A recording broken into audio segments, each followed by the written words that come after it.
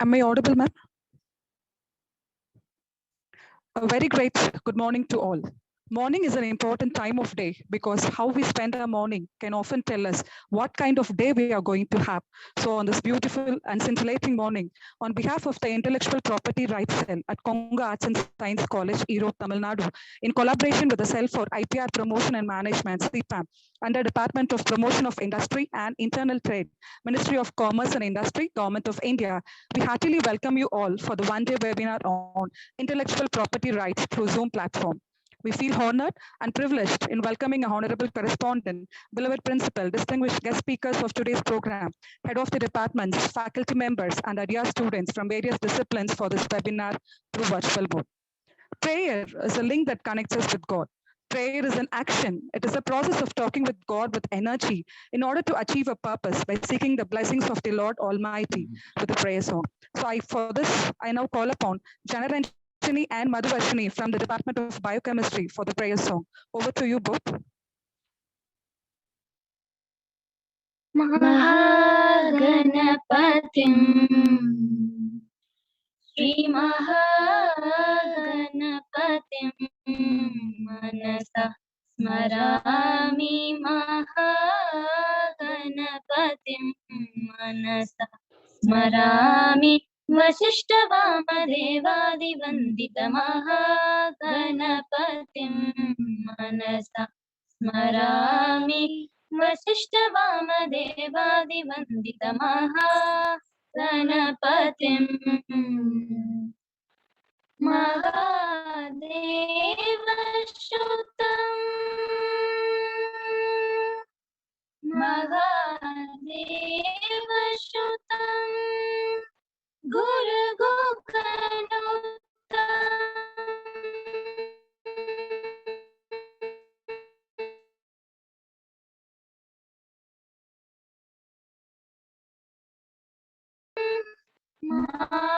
Marakoti Prakasham Shantagadi Priyam Mushigavagara Priyam Mushigavagara Priyam Mahaganapatim Manasa Smarami Shri Mahaganapatim.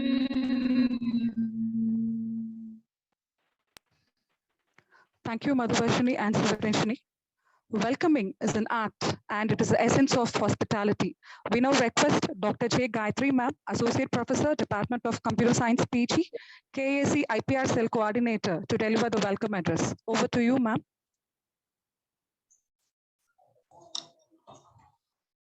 இனிய காலை வணக்கம். Good morning to one and all present in this virtual meet. On behalf of Kongu Arts and Science College, an autonomous institution run by KVIT Trust at Erode, Intellectual Property Cell, I welcome you all to this one-day webinar on intellectual property rights.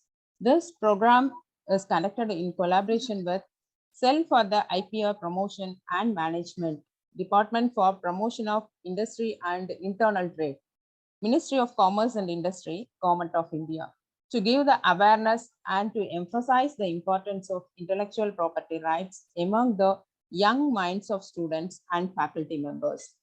With honoring the collaboration of the Cell for IPR Promotion and Management, Government of India and the officials, I would like to start the program. It's my gracious welcome to our respected correspondent, Thiru K. Palanisamy Avarkal, who has granted permission and support to conduct this program. I welcome you, sir. I'm very glad to welcome our respected principal who have guided and motivated us to conduct this webinar on IPR. I welcome you, sir. It's my delighted welcome to Mr. N. Subramanian, Assistant Manager, Cell for IPR Promotion and Management, New Delhi, as well as today's one of the resource person. I remember and acknowledge sir's kind guidance and support throughout the entire arrangements to organize this program. I wholeheartedly welcome you, sir. It's my warm welcome to Ms. Diksha Arora, Assistant Manager, Cell for IPR Promotion and Management, Ministry of Commerce and Industries, Government of India, who is the resource person of today's technical session. I cordially welcome the heads of the departments, faculty members, and dear students who are enthusiastically attending the webinar to comprehend the core of the topic IPR, intellectual property rights. I welcome you all, friends. I extend my warm and friendly welcome to our IPR cell team members.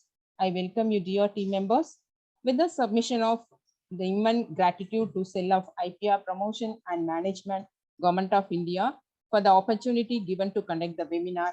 Once again, I welcome you all to this webinar on IPR scheduled on 28/10/2021. Have a good day. Thank you. Thank you, one and all. Thank you, Gayatri ma'am. A good teacher and mentor can inspire hope, ignite the imagination, and instill a love of learning. It's our ardent pleasure to welcome our beloved principal, Dr. N. Raman sir, to offer the Fell Station address. Over to you, sir.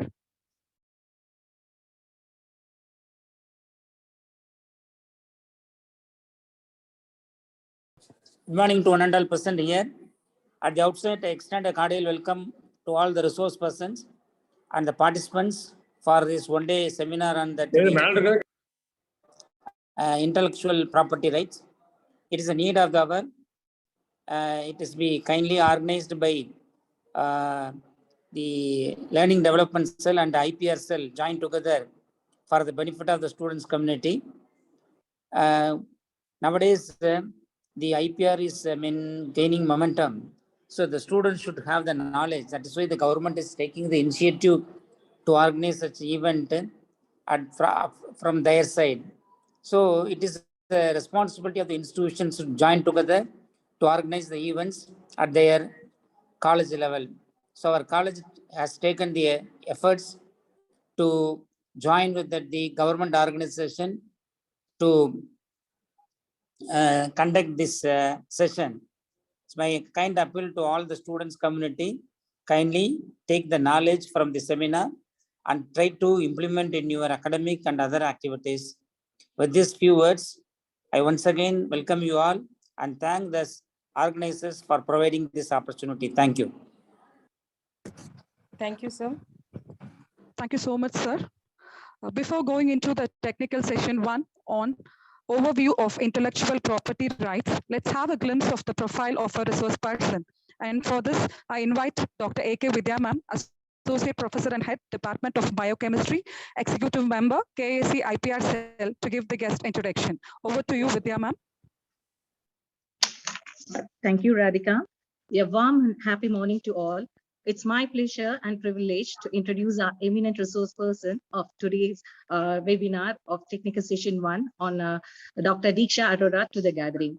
Diksha Arora is a law graduate from Amity Law School, Noida, and she presently works as an assistant manager in CIPAM's legal team. She has a keen interest in intellectual property rights and has worked in IP-specific firms where she extensively undertook in many works on research and opposition drafting. While working in Cell for IPR Promotion and Management, CIPAM, in the Department for Promotion of Industry and Internal Trade, Ministry of Commerce and Industry, as an assistant manager, her work involves legal advisory on IPR laws and policies in India and abroad. Ms. Diksha Arora actively works towards creating IPR awareness in industry sector and sensitizing enforcement agencies about the IP laws in India. We are greatly honored to have you amidst us today, ma'am. We are sure your inspiring address will kindle the innovative spirits of the young talents and enlighten them with the aspects of IPR, which would be highly helpful and beneficial in protecting the novel ideas. Now I request you, ma'am, to address the gathering. Over to you, ma'am. Thank you so much, ma'am. Thank you so much for such kind words. Good morning to one and all present in today's webinar. I know it's just the morning. We have all just started our day, but let's try and make this event a very knowledgeable one. I will just like to share my presentation.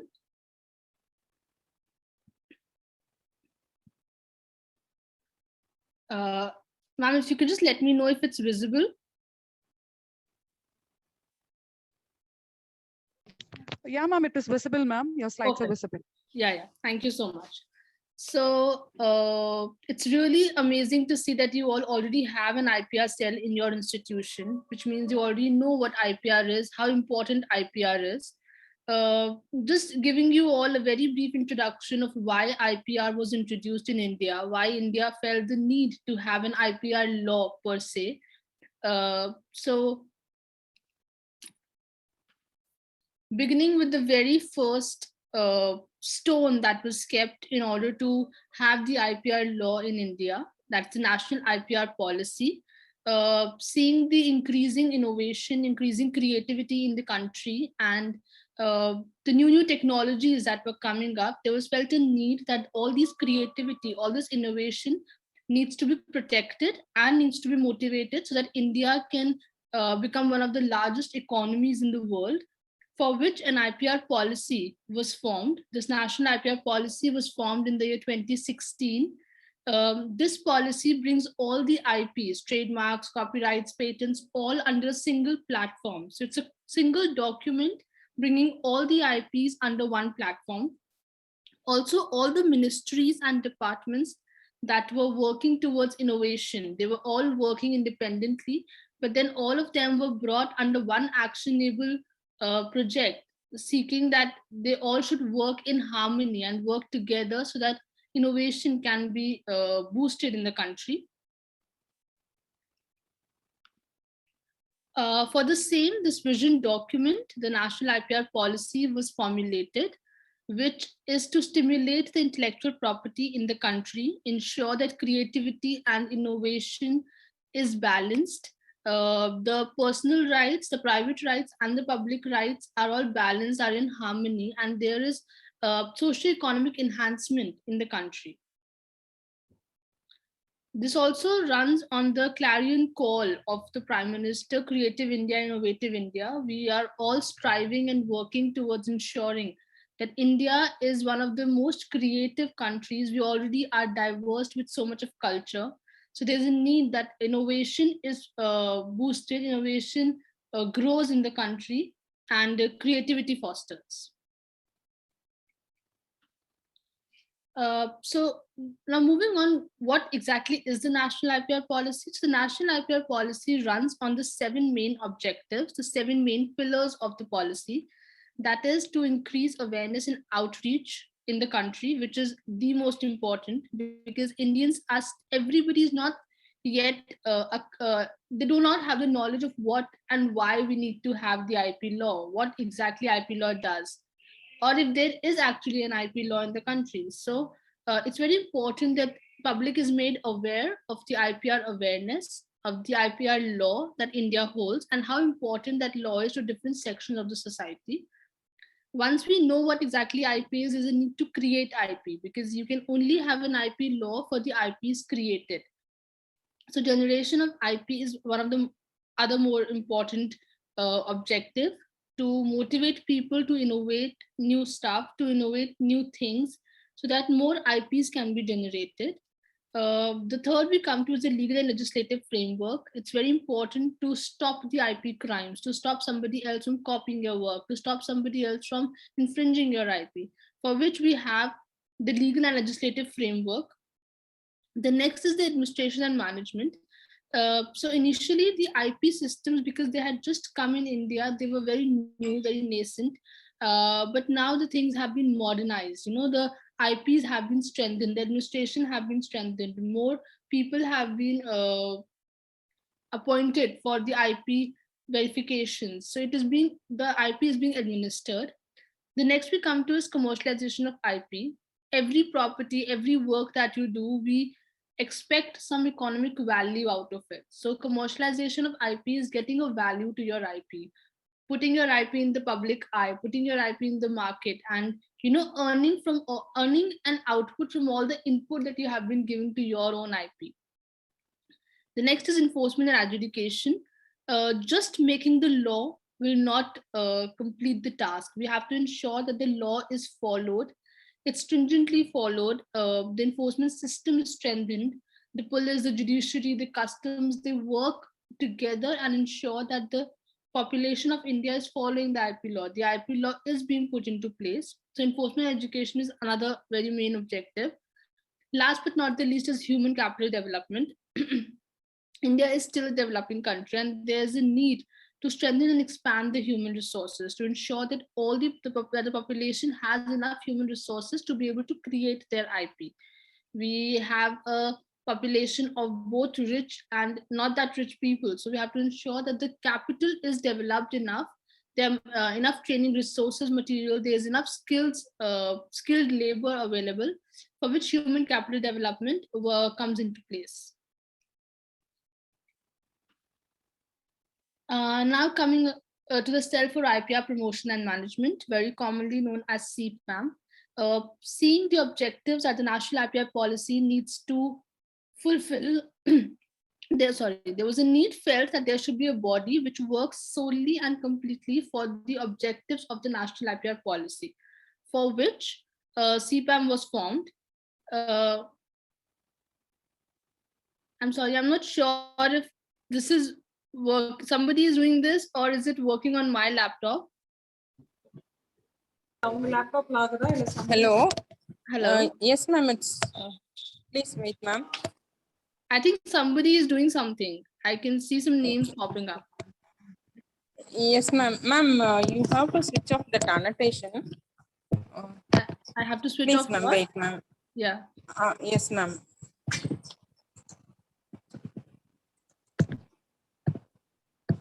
Students, kindly maintain the discipline, please.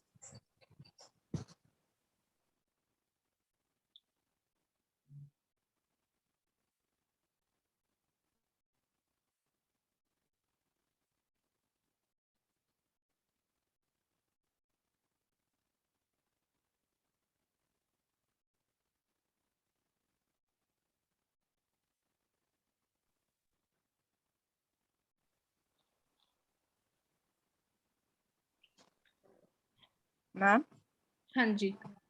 Ma'am, it should be done from your end, ma'am. No, but I am not moving the screen. I don't know. I could see some names popping up. I don't know if the participants are doing this or because I am not. Yes, ma'am. The parts, but that security is with you, ma'am. Okay, so what should I do? Sharing only can. You have to switch off the annotation, ma'am. Disable annotation for others? Yes, ma'am. Yes, ma'am. Otherwise, ma'am, can you send the PPT, ma'am? We'll do the. Okay, I have done that. I have disabled the annotation for others, but how do I remove this now? Yes, ma'am. Please wait, ma'am.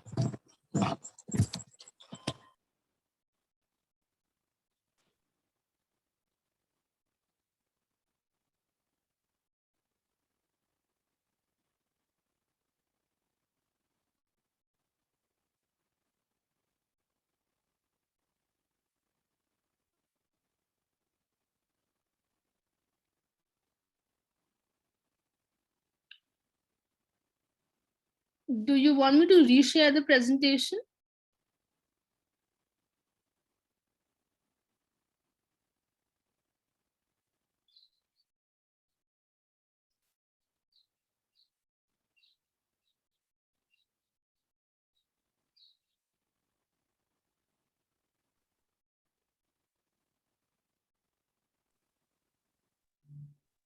Yeah, Disha, you can reshare. Ma'am, there will be an editor. You'll be having a eraser in that, ma'am. You have to select it and you have to rub it, ma'am. Sorry, ma'am. No, that's okay. Very but sorry. I don't know where. Okay, I'll just try having. Okay, I got it. Okay, it works now. Yeah, ma'am. One. Thank you, ma'am. Sorry, very sorry. No problem, no problem. How do I remove this now? Okay, done. Okay, students, I know this can be really boring and I'm really sorry if you're not able to understand the importance of the national IPR policy, but we'll try making this interesting. I'll be asking you questions also in the future. So let's try understanding a bit. Stay for a while and I'm sure you'll have a good time in the session, okay? Okay, so moving on to the Cell for IPR Promotion and Management, that is CIPAM. Like I just mentioned, it's a professional body which has been formed to implement the national IPR policy. Just like your institution has an IPR cell, which works very solely and dedicatedly towards the implementation of the IPR, towards the working towards IPR, towards filing more IPs. Similarly, the department, that's DPIIT, Department for Promotion of Industry and Internal Trade, it has formed a body called CIPAM, which works solely for the promotion of the IPR policy, right? I would request all the participants to please put your videos to off. Okay, right. So this IPR policy, it has been working on different areas. We work with schools, we work with colleges, we work with enforcement agencies for that matter. And we are also working with industries and startups, wherein we tell startups how IP is important for them, what is that they can do to, ensure that their IP is registered and their IP is safeguarded. We are also working with different states and establishing IPR cell in universities and colleges, like you have one. We have been also working with different institutions and telling them the importance of IP and promoting and motivating them to, have an IPR cell in their institution. Since the formulation of the National IPR policy, there's a Global Innovation Index ranking that is given to different countries, and India has improved in that ranking from the 81st that it was in, I think, year 2015. It has now come to like top 50. So we have improved in that sense a lot. This is all because the National IPR policy and the laws we have been implementing with regard to IP. Now moving on to the very important topic.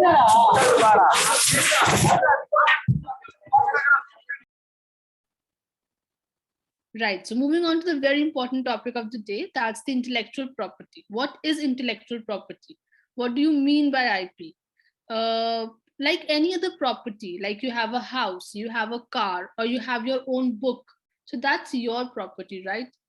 Similarly, whenever you create something using your brain, using your mind, using your intellect, it becomes an IP. It becomes an invention that is your IP. So these IPs, this intellectual property needs to be protected. It needs to be safeguarded from being stolen, from being infringed by others, which is why we have an intellectual property law. IP is territorial in nature. When I say territorial in nature, it means that if I am filing for an IP in my geographical area, then I will have a right over that IP only in my area. Like if I'm filing for an IP in India, then I will have a right on that IP only in India. If I want to extend my right, if I want that I should have a global right on it, nobody even in abroad should be able to use my IP without my permission, then I have to file for that IP in different jurisdictions as well. So it's territorial. It's only in the territory you file for it. Moving on, there are different types of IPs, copyright, trademark, geographical indications, design, patent, trade secrets, semiconductors, and plant varieties. Very importantly, we'll be talking about 6 of these, where semiconductor and plant varieties are also very important, but they're very technical to be dealt with. So we'll not go in very detail of that. But the other IPs that we'll be talking about. So the very important one is copyright. First and important one is copyright. So when I say copyright, okay, I would want all of you to answer the questions, okay? So just type it in the chat box. Do not unmute yourself. Just type it in the chat box and I will see the answers. So when I say copyright, what do you think it means? Does it mean that I have the right to copy somebody's work, or does it mean I have the right to not copy somebody's work? What is copyright?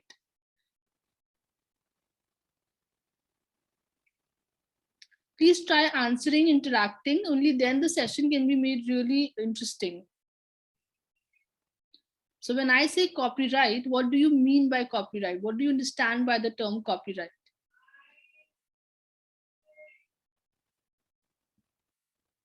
Any answers? Nobody's going to judge you. Any answers that you have?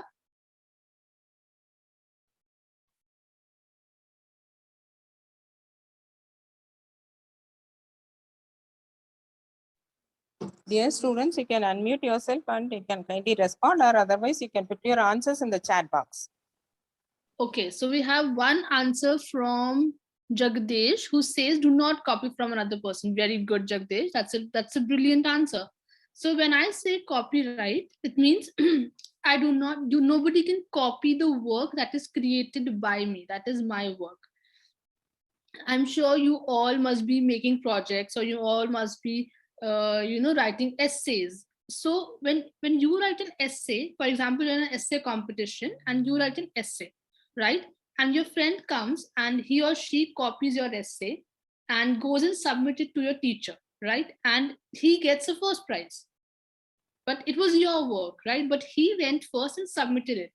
You will not like it, right? You will be very angry. You will not feel good about it.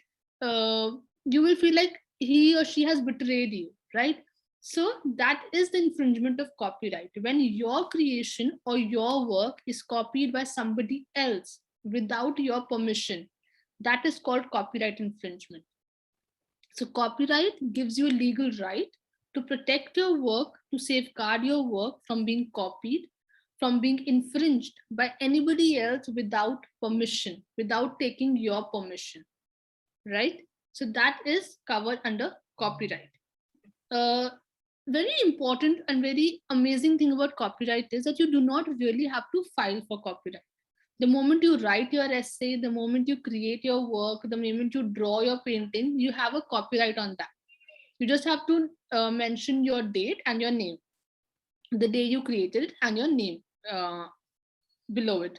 But you do not really need to file for it because you already own the copyright. But from a legal perspective, it is always advised that you should register your copyright, because if in case somebody infringes your work, you have to have a legal proof to prove in the court of law that, okay, this is my work and this ABC, whatever person has copied my work, and he should be stopped from doing that, right? So you do not really need to file, but you should, because otherwise you will not be able to prove that it's your work, right? This is why we always say don't plagiarize work. I'm sure you take help of Google, you take help of different search engines on the internet to make your projects and your essays, right?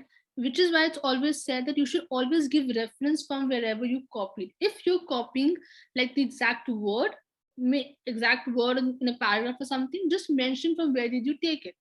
Otherwise, create your own work. Read, get knowledge from it, but try making your own work, right? Because copyright is copying somebody else's work and taking credit for it is not good. It's not, something that we actually recommend to anybody. That should not be done. So like I mentioned, its registration is not mandatory. The person who owns the copyright only has the right to show it to others, to distribute it, if want to make movies out of it, to translate it. All these rights only are with the copyright owner, and nobody else can do it, right? Okay, so what all work is covered under copyrights? It's the literary work, artistic work. Literally, I means book, essays, stories, any computer programs, any songs you write, and songs comes in musical things. So all the stories, essays you write comes in the literary work. Then artistic work covers all the drawings, all the logos you make, the paintings you make, the photographs you take, any work of architecture that you do, that all covers under artistic. Then musical notations, the songs you write, all cover under musical part of the copyright. Then there's dramatics, that is screenplay and drama. Then there's sound recording and cinematograph films. So these are the few works that cover under copyright. Okay. Okay, so I'm sure you all know these Bollywood stars. They're very famous. They have been doing great work in their field. So we at CIPAM, because we understood that, a lot of movies are copyright infringed, a lot of movies are plagiarized. People make pirated copies of movies and then they sell. And I'm sure we all have watched pirated content, but we wanted to ensure that large number of population come to know that watching pirated content is not good, right? For which we collaborated with these film stars. And I'm going to play a video, so you can let me know if you're not able to hear it. They just are trying to give the idea of not watching pirated content. They're trying to educate people ki only watch the original product. Go to cinemas and watch the original product. Don't watch the pirated CDs or pirated content on the internet. Devya Sajjan, namaskar. See, the magic of movies has always been watching an extraordinary story come to life on a giant screen. It has always been about going to the cinema hall with your friends, family, buying popcorn, samosa, watching a tale unfold before your eyes. Illegally streaming or downloading movies is not cool and will never give you this vast experience. So do your bit. Spread the word to stop piracy. Thank you. Okay, I hope the video was audible. Ma'am, you could hear the video, right? Yes, ma'am. Yeah, okay, great. So like you all just watched Mr. Amitabh Bachchan saying that you should not watch pirated content. You should not do illegal streaming because that is wrong. That is, if somebody is putting in so much of hard work of creating a movie, creating the original work, why infringe it, right? Go to cinema halls, go to theaters, watch only original products. Even when you're watching on internet, watch only original product on the original websites, right? Do not watch pirated content because that is wrong. That is illegally wrong, completely illegal. Okay, so that was all about copyright. The next we come to is trademarks. I'm sure everybody loves pizza. Everybody knows the difference between Domino's and Pizza Hut. But how do we come to know the difference? It's because of the packaging, it's because of the name, it's because of the logos, right? So trademark is a mark, it's a symbol, or it's a word that is given to any goods or products which are very similar in nature, but they are produced differently, right? Like I said, the example of Domino's and Pizza Hut, we know the difference because there's a difference in logo. There's a difference in the way the products are packaged. There's a difference in the name of the brands. So the different names and words that we give to different products is what refers to trademark. For example, I have placed some trademarks, very common trademarks that you must be knowing about: Mumbai Indians, then there's Mahindra, there's Godrej, then there's Jio, there's Airtel. We know the difference between the internets of Jio and Airtel because the brands that they hold. They're very similar. They both help us in streaming. They both help us in, using internet. But we know the difference because of the brands that they hold, right? So trademarks helps us in identifying the goods that are very similar to each other, but provide similar services, but are from different companies. When you register a trademark, you get a right over your mark for 10 years, which can again be renewed for another 10 years, then again 10 years, then again 10 years. So as long as your brand lives, your trademark, your right on the brand lives, only if you get it renewed after every 10 years. So renewal of the trademark is very important. So it's perpetual. It never ends unless the owner of the trademark wants it to end. Okay. Now, what are the essentials of a trademark? So the essential trademark are that it should be a unique name. It should not be something that is already known. Okay. Like for example, if there is already a brand Coca-Cola, right? If I make another brand called Coca Pepsi, for example, I mix the two brands and I form another brand called Coca Pepsi, right? So that will not work because that the brands already exist. People might be confused, with the new brand. So my trademark will not get it will not get registered. So you should always come up with a mark or come up with a name which is very unique, like Doordarshan, right? It's a very unique name. It should be distinctive. It should not be a copy of the already existing one. It should be a non-dictionary word. If it's a design, then it should be customized. It should not be like just a normal box or a normal triangle and just coloring it and saying that this is my trademark. It can be easily infringed. It can be easily infringed. So you should always come up with distinctive marks. Then it should be non-descriptive. It should not be something that describes your goods. For example, I say Kodak. So Kodak for a camera is a non-disclosure. You cannot, even in dreams, you cannot come to know if I'm Kodak is for camera. Now we know because the brand has lived for so long and we have been using it for so long. But initially, just by using the name Kodak, you can't say that it's a camera brand. For example, very common, Apple. Apple for a phone cannot be linked. Apple is a fruit, we all know. But what if somebody is using Apple for phone? So, it's a different thing, right? So it should be distinctive. It should not describe your product. What should be avoid? Adjectives. You should not use good, brilliant, wonderful for your trademarks. That should not be done. You should not use the name of a person or a place. That should again be totally prohibited.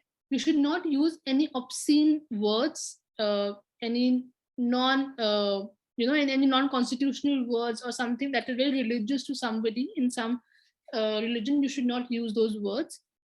Also, like I mentioned, you should not use common shapes, a common triangle or a common square. That will not work, right? Okay, so another very important thing, when we have two signs on the trademark, that is TM and R. TM stands for when you have applied for your trademark. So when your trademark is still in the application stage, when you haven't got the trademark, but you have filed for it, you can use a sign TM. But once it's registered, once you have got the registration for your trademark, you can use the sign R, which means that the trademark is registered. Okay, a very important fact and a very interesting fact that might interest you all is trademark is not only for names and logos, it's also for shape, it's also for smell. Okay, so the Coca-Cola bottle that we all very well know about has been trademarked. The shape of the bottle has been trademarked. So even if I remove the Coca-Cola sticker from the bottle, you will come to know it's a Coca-Cola bottle because of the shape that it holds, right? And that shape has been trademarked. So no other brand can copy the shape of the Coca-Cola bottle. Okay, again, now we have another game for you all, and I really want like 100% participation. There are a lot of brands that are there in this jumbled box. Okay, so you have to look for the brands. You have to look for the names of the brands. You have to type it in the chat box, and let's see who all can get the brands. They're different brands, okay, and they are like I think 9 or 10 of them, so you can easily guess the brands. So I want a lot of names in the chat box. Okay. Okay, somebody got Pepsi. Do we have Pepsi? Okay. Dettol, Amul, amazing. Okay. Right, we've got Amul, we've got Dettol. Let's move to the next one. Okay, Bata, very good. Cadbury, where do we have Cadbury? Okay, yes, we have Cadbury. No, there's no Slim War. Slim War is no brand. It's not the one that I know of, at least. And there's no Slim War brand here. The brands, the common brand that we use, Dettol is done. Horlicks, yes, we have Horlicks, very good. Okay, there's another one very similar to Bata, very similar sounding to Bata. Yes, we have Link. Dettol done Tata, very good. The other brand is Tata, perfect. How many have we got? Are we even keeping the numbers? Okay, looks like we have found most of it. So we'll move to the answers now. Okay, so we found Pepsi, we found Amul, we found Tata, we found Dettol, Horlicks, Cadbury, Link, Bata, Babool. Right, so Lux. Lux is the one brand we couldn't find, but that's perfectly fine. We could, I think, find most of the brands. So that's amazing. So now you all know what trademark is and how trademark works. So these are the common trademarks that we're using in our day-to-day life, okay? And it's very important. So obviously, you know the difference between the Amul milk and the other maybe other mother dairy's milk because of the brand that they hold, right? You know the difference between Bisleri and Bilseri. Bilseri is the counterfeited one. It's the copied one. So you should not buy the counterfeit product, even if they're cheaper, even if they're of lesser amount. Go for only the original branded products, because you don't know what the counterfeited products hold. They might be not good for your health. They might have some harmful chemicals in them. So always go for the original and the branded products, right? With branded, I mean the trademarked product. Okay, not the expensive branded, but the trademark product. Okay, the third IP is the patents. Patent is an exclusive right which is given for any technology. So whenever you create a technology, whenever you come up with a new technology, new invention, which is different and has not been copied, then you can go for a patent. So patents are mainly for technologies. When you register for a patent, you get a right over your patent for 20 years. And after the completion of those 20 years, it comes under the public domain. So for within those 20 years, nobody can copy your patent. Nobody can use your patent without your permission. Nobody can sell it without your permission. But once the time of 20 years expires, then it comes in the public domain and anybody and everybody can use it. Very important reason. Why do we have it like that?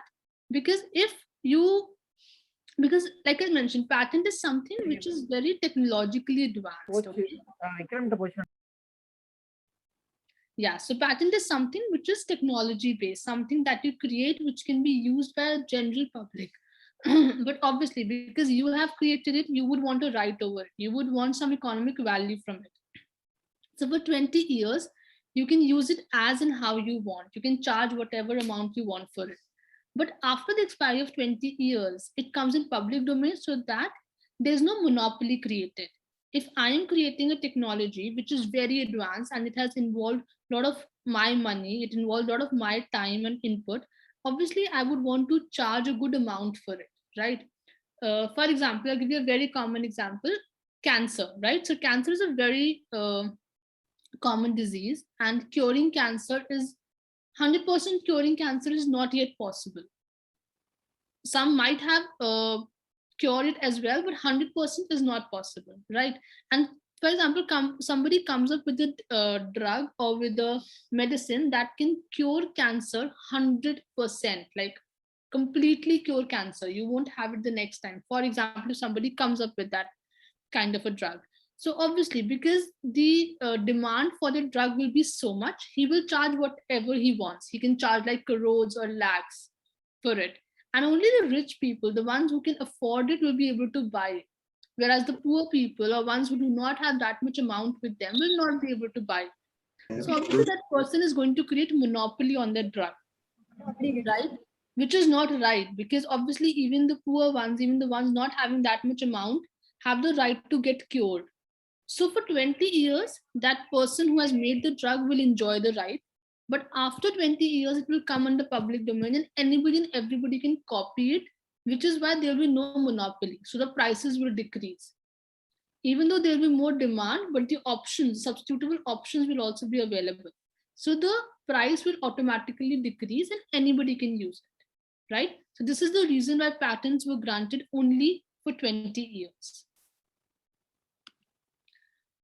Now, not everything can be patented. There are few inventions that cannot be patented. If there's any method of treatment for humans or animals that cannot be patented, because that is for everybody to make use of. If there is any presentation of the abstract idea, that cannot be patented. Ideas cannot be patented unless and until they have an industrial applicability. Okay, so any computer programs or algorithms cannot be patented.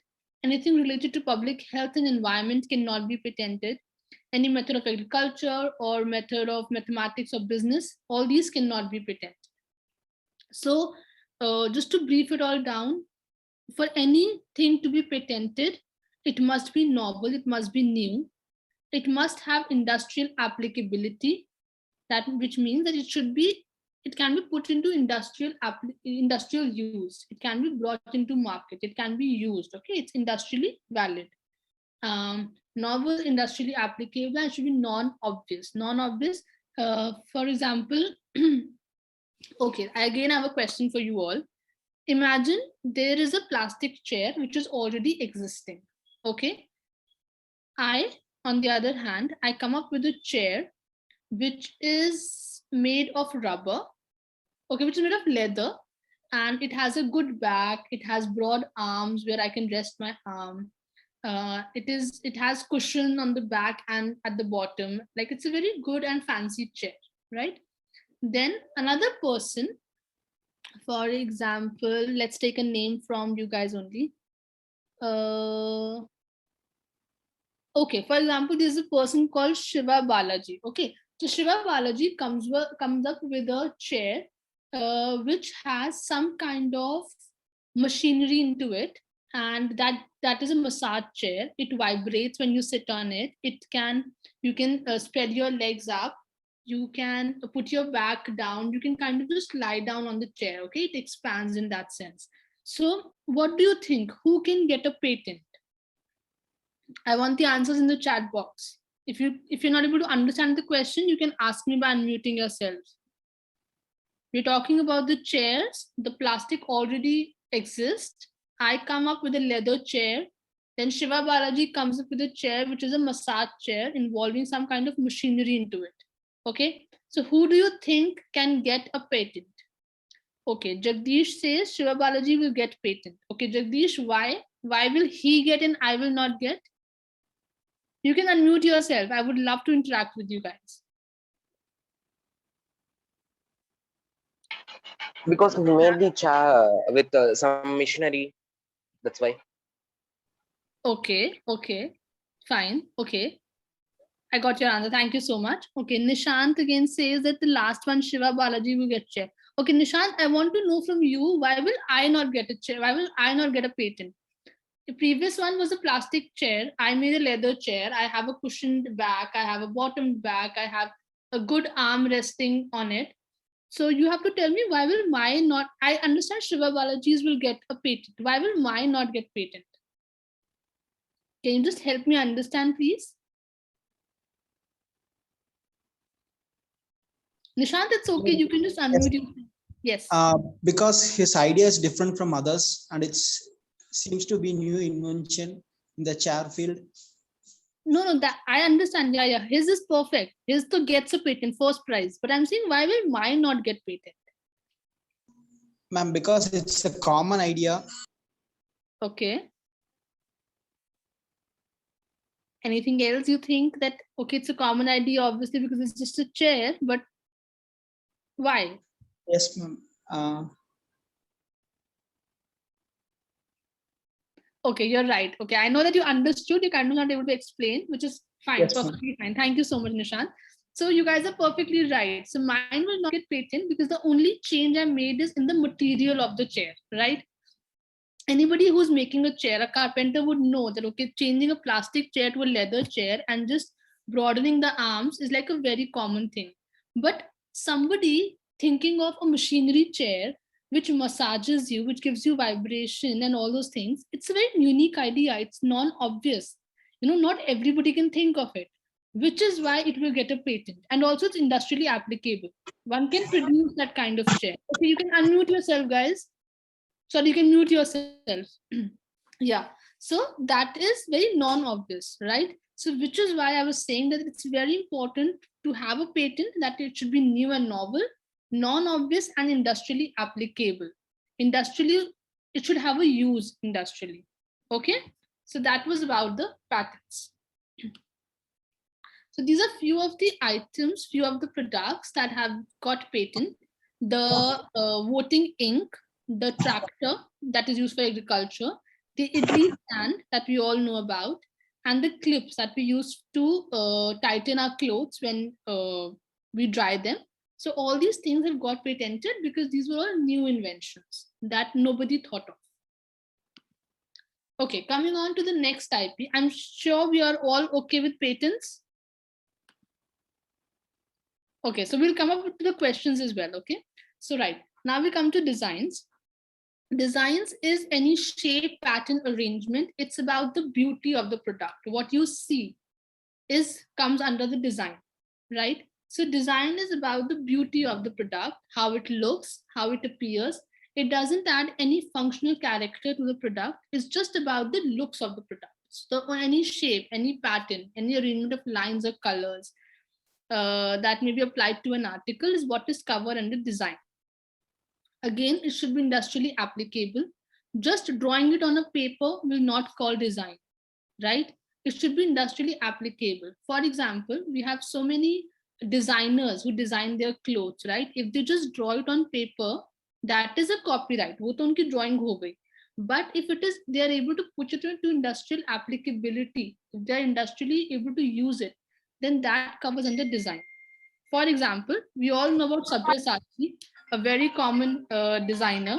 We all know about him, right? So what Sabyasachi does is he creates a design and he makes a lehenga and he puts it for industry to buy it, right? He creates great copies of it. So his design will cover under the Design Acts, right? But only if he draws it on a paper and he puts aside, he doesn't put it into industrial use, then that will come under copyright.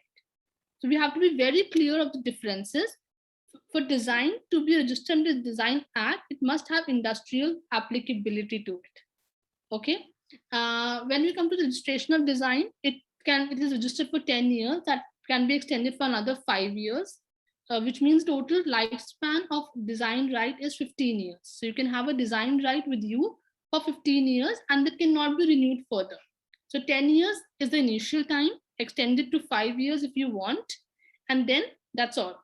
You get it for 15 years. Okay, so what is the essentials of a design? There should be some eye-catching feature. There should be some different feature to the product.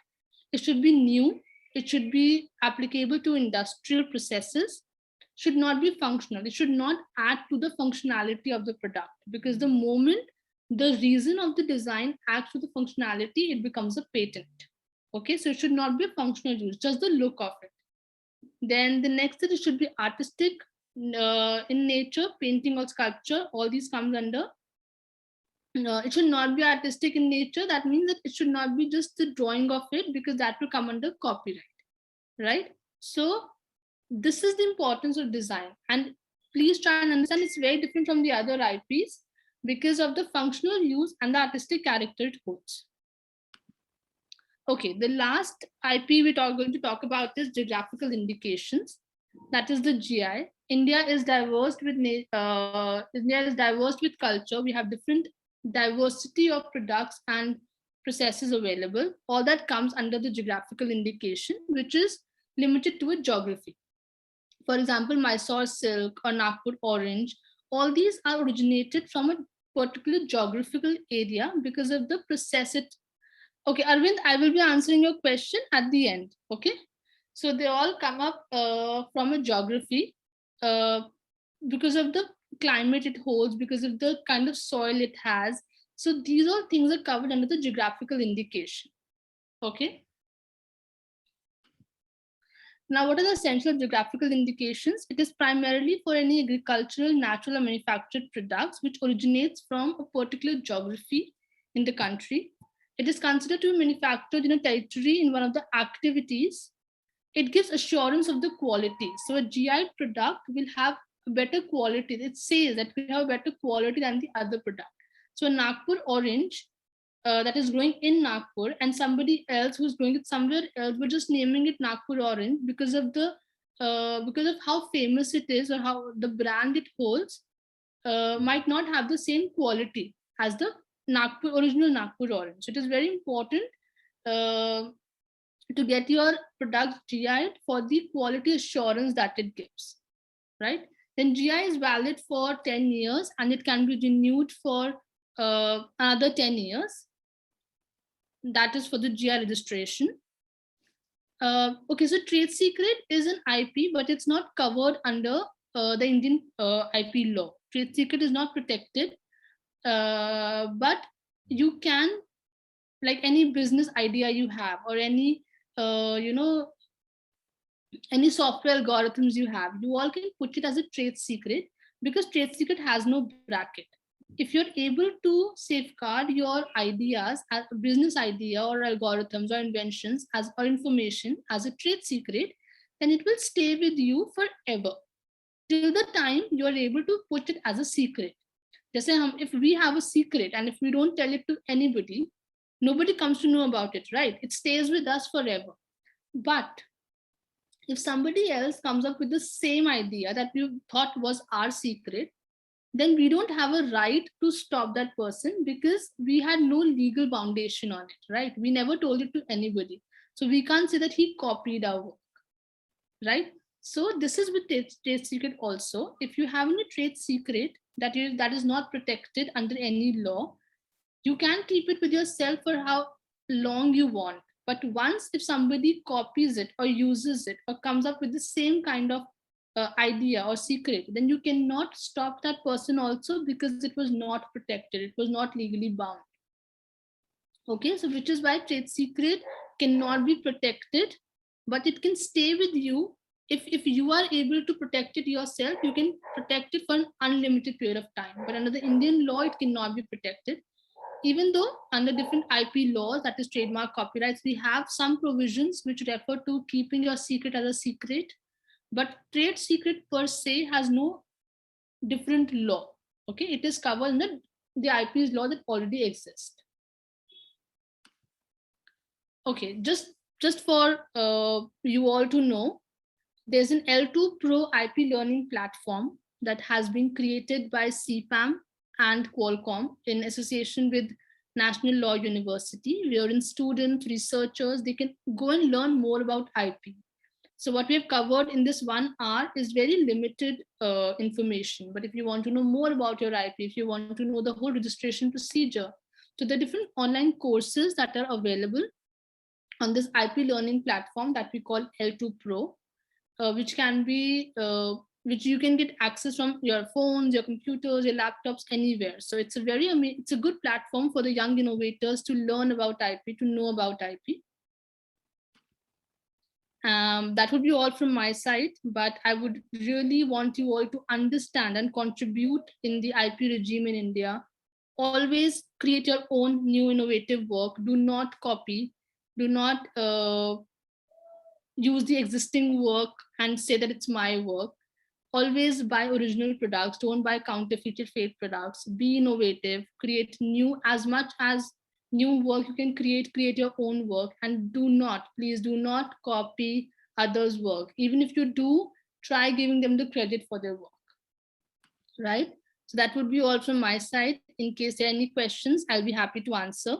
You can type it in the chat box, or you can unmute yourself. I think somebody was raising a hand. Sorry, ma'am, this is my mistake, ma'am. Touching on. Yeah, no problem. If anybody has any questions, you can please go ahead and ask. Dear participants, if you have any queries regarding the session, kindly unmute yourself and ask your questions, or you can drop the questions in the chat box.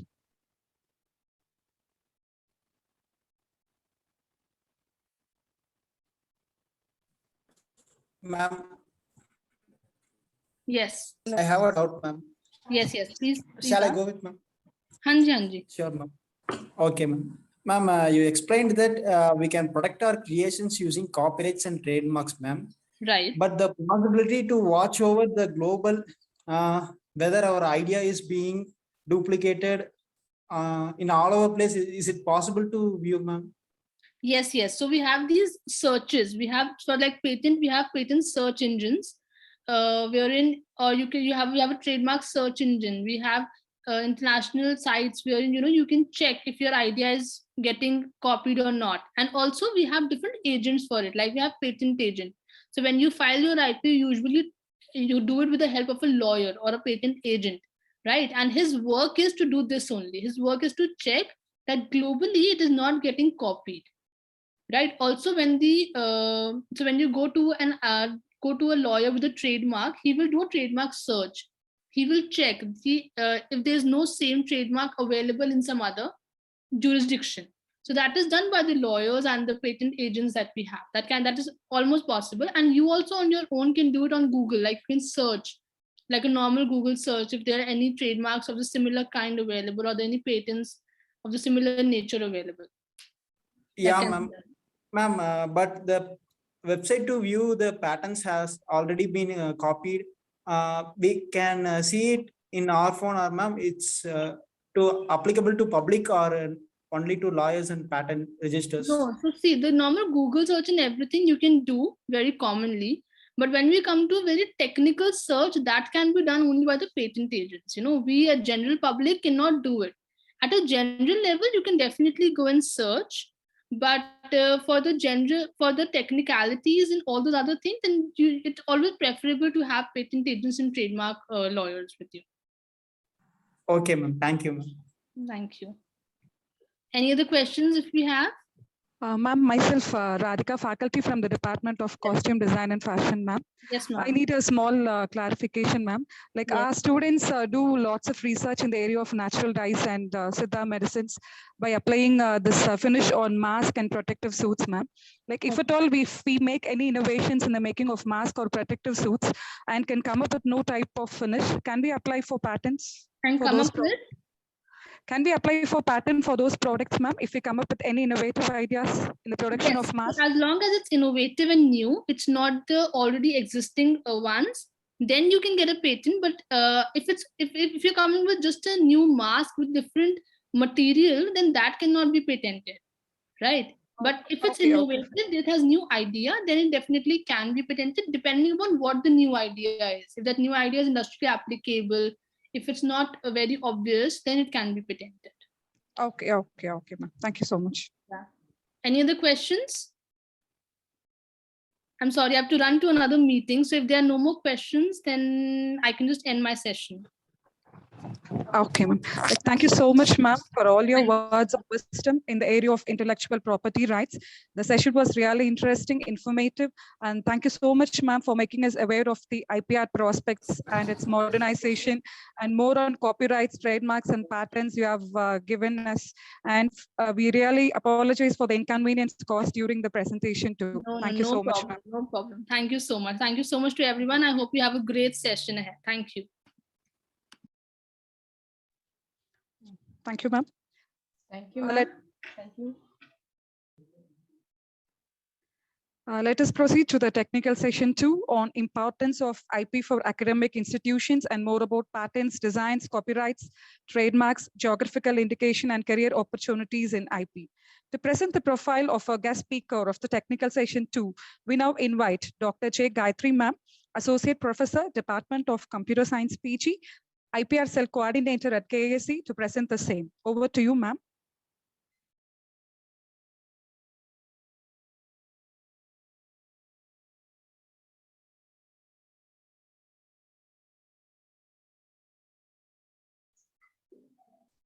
Good morning to all.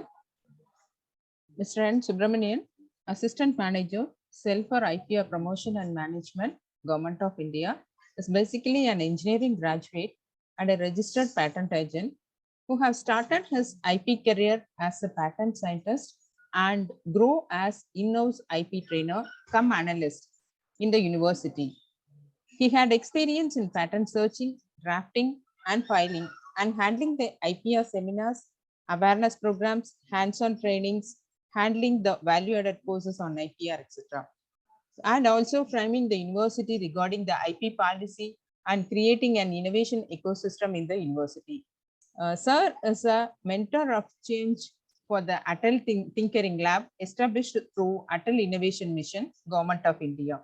He acts as a resource person to promote IPR in several colleges and forums such as UGC, HRDC, EII, TN, Entrepreneurship Development and Innovation Institute, All India Radio, etc. In his credit, he compiled ebooks on IPR, both in English and Tamil, and a handbook on intellectual property rights, which inspired the academicians and public. Currently, he is an assistant manager at CIPAM, taking care of awareness vertical and regularly sharpen his knowledge through various online IPR courses. Sir, I welcome you, sir. The stage is yours now. Thank you. Thank you, ma'am. So it's audible. Yes, sir. It's audible. I will share my screen. Yes, sir.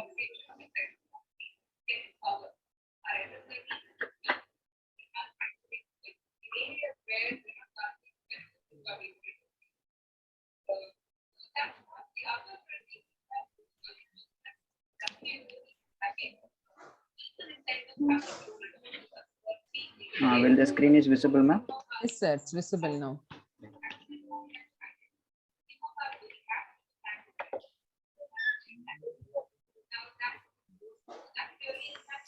So very good morning to the dignitaries and the participants here for this one-day webinar session. Very thankful for the IPSL of the Kongu Arts and Science College for taking the initiative to have this awareness program. In the previous session, we dealt about the fundamentals. So what are the different types of IPs? And in this session, we are going to deal about how these IP will help your academic institution. And also what are the process you need to do to file your patents and file your copyright and all.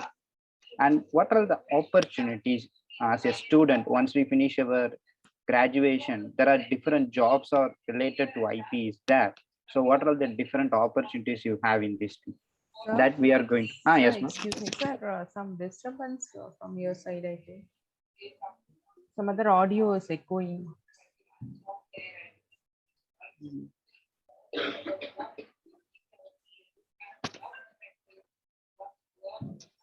Some audio talk is going on. Okay. Okay.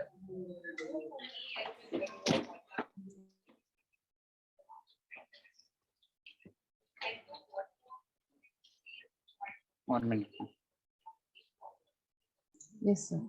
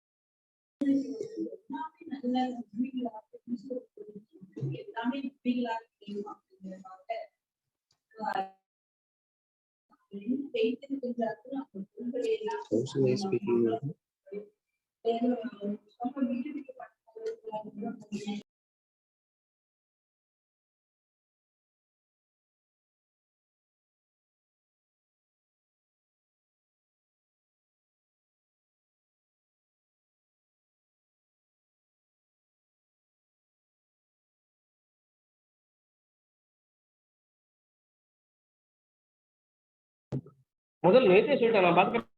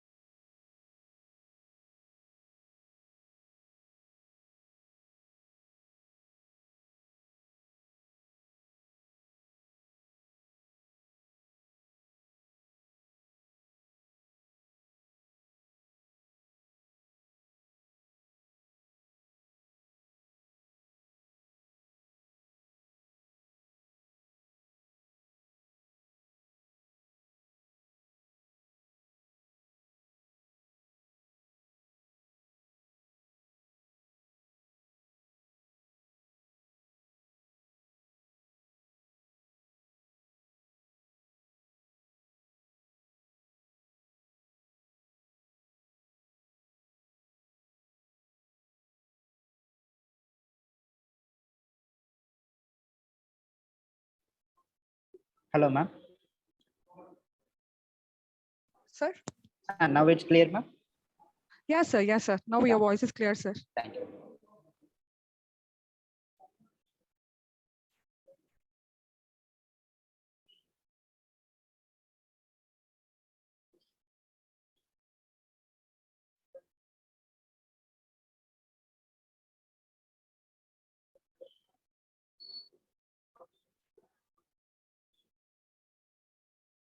Okay.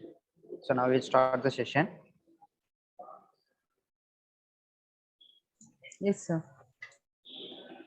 So the motto of the program, the whole program, the motto is, first you want to know about what is an IP, what are the different types of IP are there, and be inspired to innovate. So these intellectual property rights will help you, because if you have come up with innovation, if there is no protection at all, so you are not inspired to innovate something new. So this IPR will help you to inspire to innovate and protect your IP rights. So these are all the benefits you get once you protect your IP rights. Okay, first of all, we dealt about how these IP will help for the academic institutions. So what are the importance which you have for protecting this IP? Generally, if you take generally, this IP will encourage the ideas by securing them. So if you come up with ideas such as painting, you can go for copyright. If you come up with an invention, you can go for patent. If you come up with the name of a company, you can go for trademark. Likewise, it gives security for your ideas, and also it paved the way to earn money for your ideas. So if you take example, if you write a book, you can get copyright for that, and you can sell those books and you can earn money out of it. So likewise, it gives the way to earn money from your idea. And as for a student, we take this IPR as a career enhancing skill. So wherever you are going to work, this IP knowledge will help you in protecting those IPs. And you also have an opportunity to become an IP professional, because you see that in this IP field, there are less number of professionals out there. So if you are jump into this field, you have more opportunity in this IP field. And as per the academicians like faculties and professors, it gives a recognition to them. So if you take example, I am having 100 publications. Likewise, if you say I have 10 patents, means it gives some recognition to it. And also it plays a major role in API score. So this is based for the promotions and or academic performance indicator. So in this IP will help them. And as per the researchers, so if you are doing some research, you are going to invest a lot of money into it and a lot of time into it. So these intellectual property rights will help you to get the return. So what you are going to invest in that research, you are going to get return on it.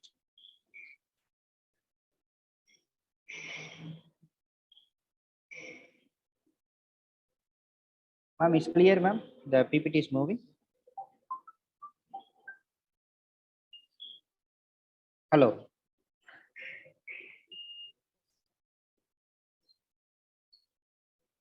Hello. Yes, sir. The It's PPT is moving. Okay, thank you. So how you can use this IP as a tool? First of all, you want to make an IP strategy for your institution. Take example, if a student come up with a new invention, you can go for patent in your organization name and copyright and trademark. Likewise, you want to first frame a strategy for your institution to generate an IP.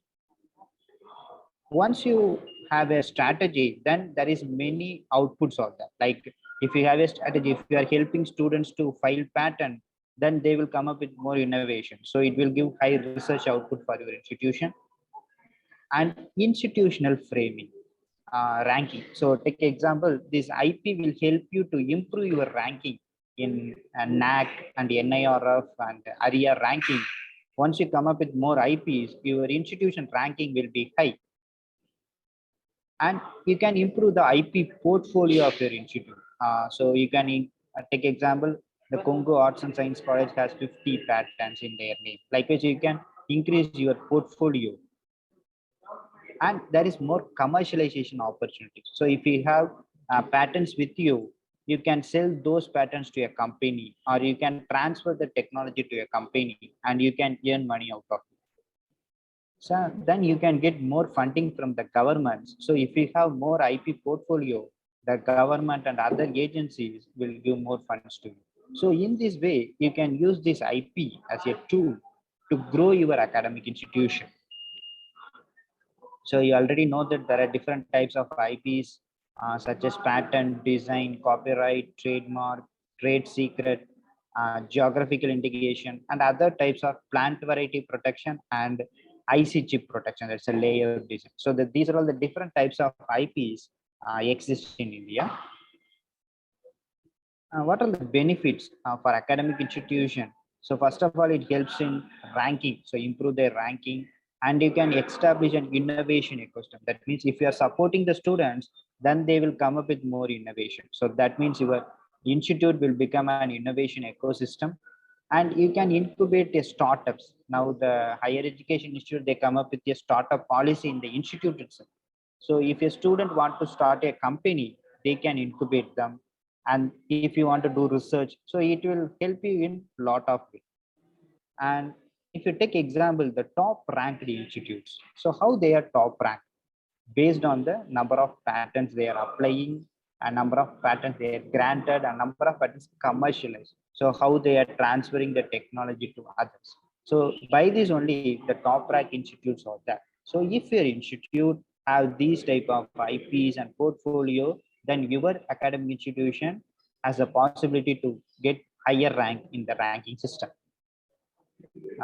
So I will show you some examples. So in NAC accreditation, there are two verticals in research, innovations, and extension.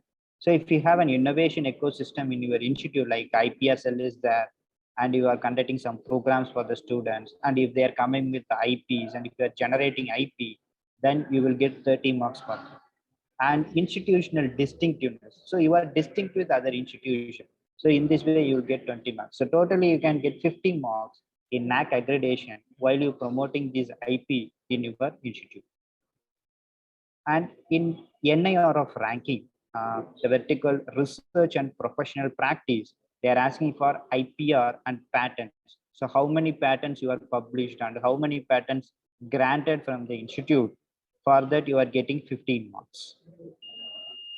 And now the government has come up with another ranking called adult ranking for institution innovation achievement. So how the institute achieve in their innovation. So this is a new ranking. So in this, first of all, you can say developing an innovative mindset. So now you are having a session. So for this session, you will get some 4 marks. And if you are offering any courses like IPR elective course or certificate course to the students, then you will get 2 marks for it. And if you have a dedicated infrastructure, you already have an IPR cell with you, so you can get 1 mark, and dedicated staff is there, so you will get 2 marks. And if you have some external experts, you will get 2 marks. So you will get 5 marks in this vertical. And now you want to generate. So number of copyrights or number of patents you are filed, and number of patents granted, number of IPS commercialized. So for this, there are different types of marks. So totally in area ranking, there are up to 24 to 25 marks you can get from this IP. So how you are promoting IP in your academic institution, based on that, you will be ranking in those systems. Okay, why now we have this awareness session? Because in India, we are lagging. Inadequate IPR awareness is that. If you take example, in India, we roughly file about 50,000 patents in a year by a domestic residents. Domestic means Indian. As an Indian, we are going to file about 50,000 patents in a year. But if you take example, China and all, China and USA, they are filing more, like 3 lakhs or 7 lakhs, like this. So we need to improve our patent protection if we need to protect our innovations. So now the lot of awareness is coming on. There is a great increase in patent filing when compared to the last year. So now it's our time to protect our IP, and we want to increase our number of patent filings in India. And what's the benefits of filing patent over publication? Because many faculties, they are come up with some publication. So what's the benefit over publication for a patent? As I take example, the research paper is a discussion. So you are going to visible your research work to others to do the further research. But this patent protects an invention from misuse. So it protects the misuse and it will help you to commercialize. So you can sell your patent to others. And why the researchers prefer publication over patent? Why they are preferring publication? Because there are lack of awareness and patenting process, and publishing a research paper is emphasized everywhere. So they everywhere, if you want to go for a new organization or anything, they ask about the research paper. So that is emphasized more. So the academicians are moving for the publication. Okay, we can go. And writing a patent is different from writing a publication paper because it needs some legal knowledge also. We want to give the claim section in this patent document. And filing a patent and getting granted is a time-taking legal process. It takes some time, but now the government is taking many steps to reduce those time. So these are all some misconceptions with the researchers. So what we want to do? Before starting a research, one should decide first you want to go for a good publication or a patent. And we suggest that first you file the patent. First you want to file your patent application. Then afterwards you can publish your research article. That's a good idea. We will suggest you because once you get the patent protection only, you can have the opportunity to commercialize it. Or otherwise you cannot ask anybody if they are using your patent. So these are the recognition you get. So then go for the publication. And what is the importance of patent literature? You can take an example. There is a student by a public or only by the lawyers.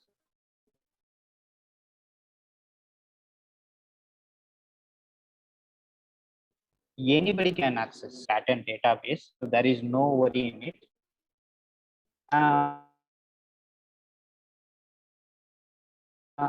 According to the patent, they say about 70% of information in the patent document is not available elsewhere.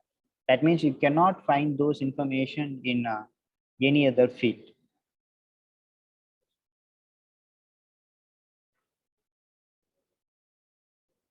Is the PPT is visible, ma'am? Yes, sir. Yes, sir. Yeah, thanks. And this information, this patent information will help you to avoid duplication.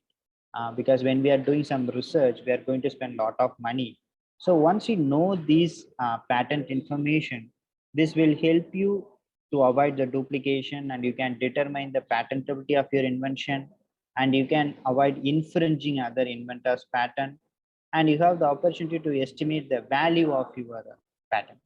So these are all the advantages you have once you use the patent information. So we are going to see about how to search the patent databases and all. Okay. So far we dealt about what the patent information. Let's ask our Einstein how the patent information will help him to get a Nobel Prize.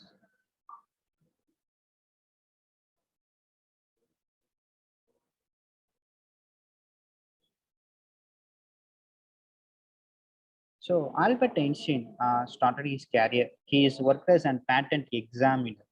So patent examiner means he is a person who will examine our patent document. So he worked as a patent examiner in Switzerland from 1902 to 1909. In this time, he processing the clock-based patents. So clock-based patents means he read about the time-space relationship at the time. Then he propounded the theory. That's we know that famous theory of relativity in 1905. How he propounded it. So based on the knowledge he get from the patent documents. Likewise, as a student, when we are going to do some project, we can read all the patent documents and we can come up with some new innovations. So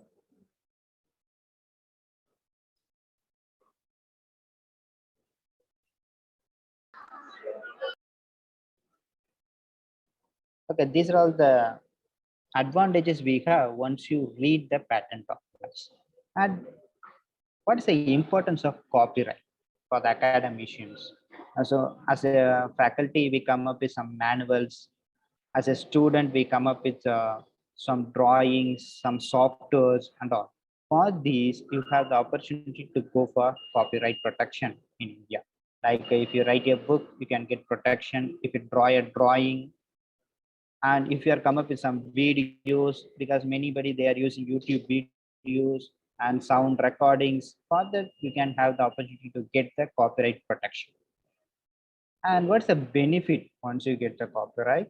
You have the record of ownership. So once you register your copyright, you have the record. So who is the owner of that work?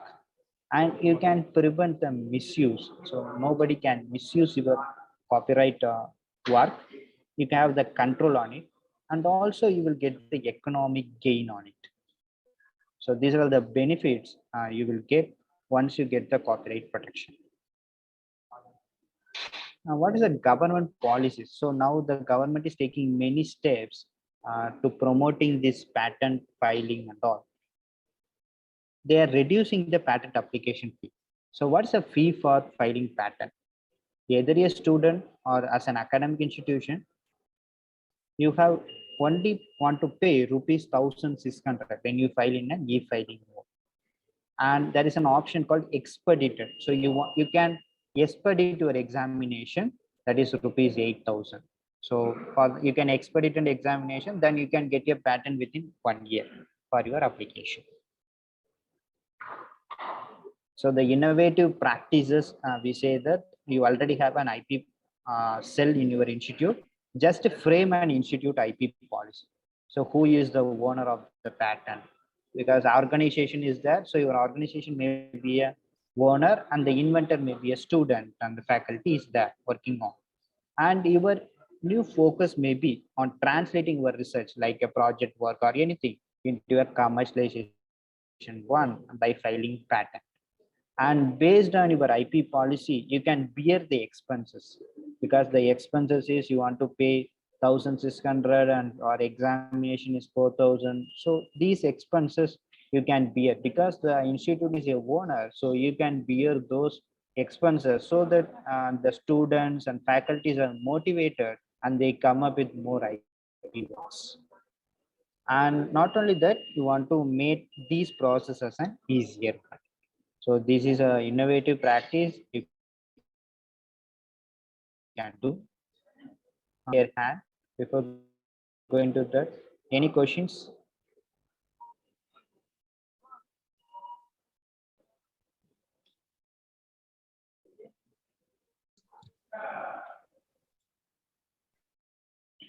Any questions from the audience? No, sir.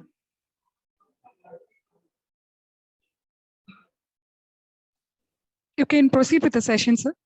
Yeah, we can proceed. Okay, sir. Thank you. As per the government steps toward this innovation, and CIPAM is there and many infrastructure is there. Based on that, our government, our global innovation index. So this is a ranking given by the World Intellectual Property Organization. So our ranking is very, very high. We are starting from 81st place into 4 days in 2021. So based on our efforts in this innovation. So far we dealt about how these IP will help academic institution for getting more rankings and all, and what are all the advantages they have once they're protecting this IP. So far, I think no doubts are there. If you have any doubts, you kindly put in the chat box. We are moving to the next. In the previous session, we dealt about what is a patent, design, copyright, trademark, and geographical indication. Here, we are going to see what are the process you need to follow. Okay, if I want to go for patent, what is the process I need to do? And what is the fees I need to pay for the offices that we are going to see in this. You know about patent, it is an exclusive right given to you for your invention. So if you get a patent for your invention, you have the exclusive right to sell it and make it or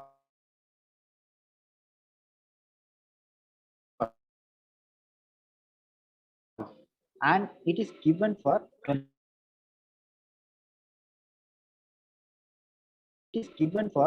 years. You are filing that invention. We know all about Michael Jackson's anti-gravity dance.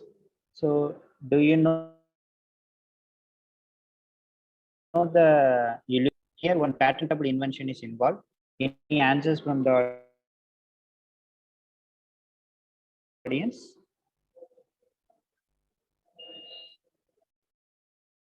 How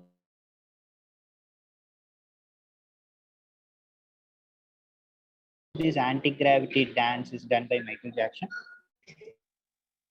Sir, in stage there are two awning nails போட்டிருப்பாங்க sir ரெண்டு ஸ்டேஜ்ல ஆணியை குத்தி அதில் பூட்டில் பார்த்தீங்கன்னா we shape ஒரு கட்டு இருக்குங்க sir அந்த நெயில்ஸ்குள்ளே வந்துட்டு பூட்டை விட்டு 45 டிகிரி வரைக்கும் ஆன்டி கிராவிட்டி டான்ஸ் பண்ணாங்க sir. Any answer from the audience?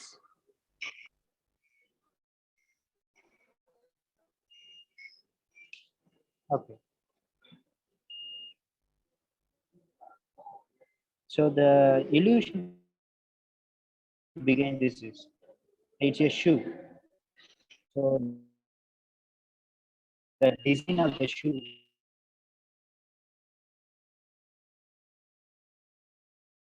the functionality of the shoe is move as an anti-gravity as a 45 degree patented invention. So this Excuse me, sir. Sorry for interrupting. is an Sir, excuse me, sir. There's a break in your voice, sir. I think due to some technical glitches.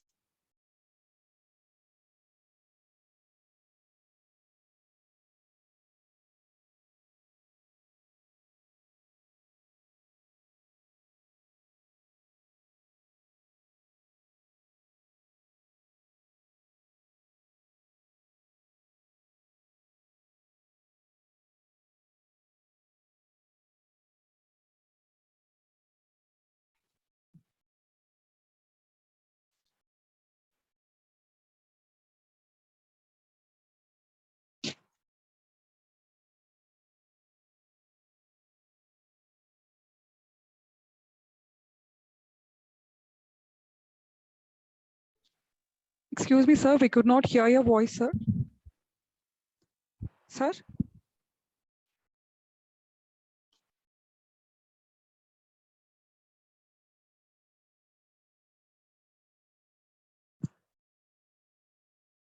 now you can hear me, ma'am? Yes, sir. Yes, sir. Now we can hear your voice, sir.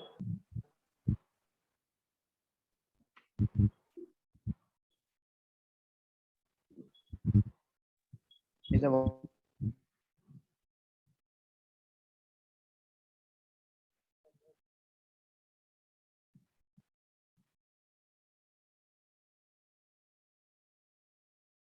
voice is clear? So now it is clear, sir. But for the past few Clear. seconds, Okay. we were not able to hear your voice. Okay, sir. Okay.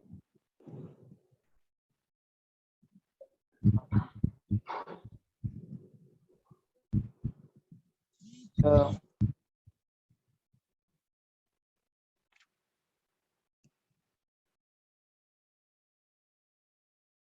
we are talking about the mic.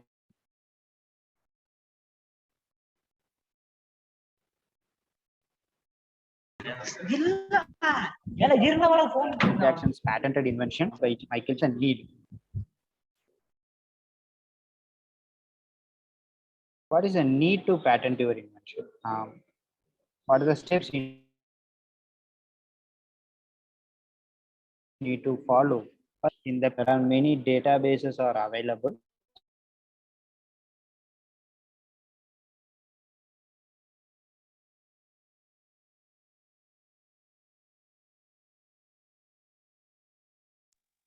So you can do the patent search there, and you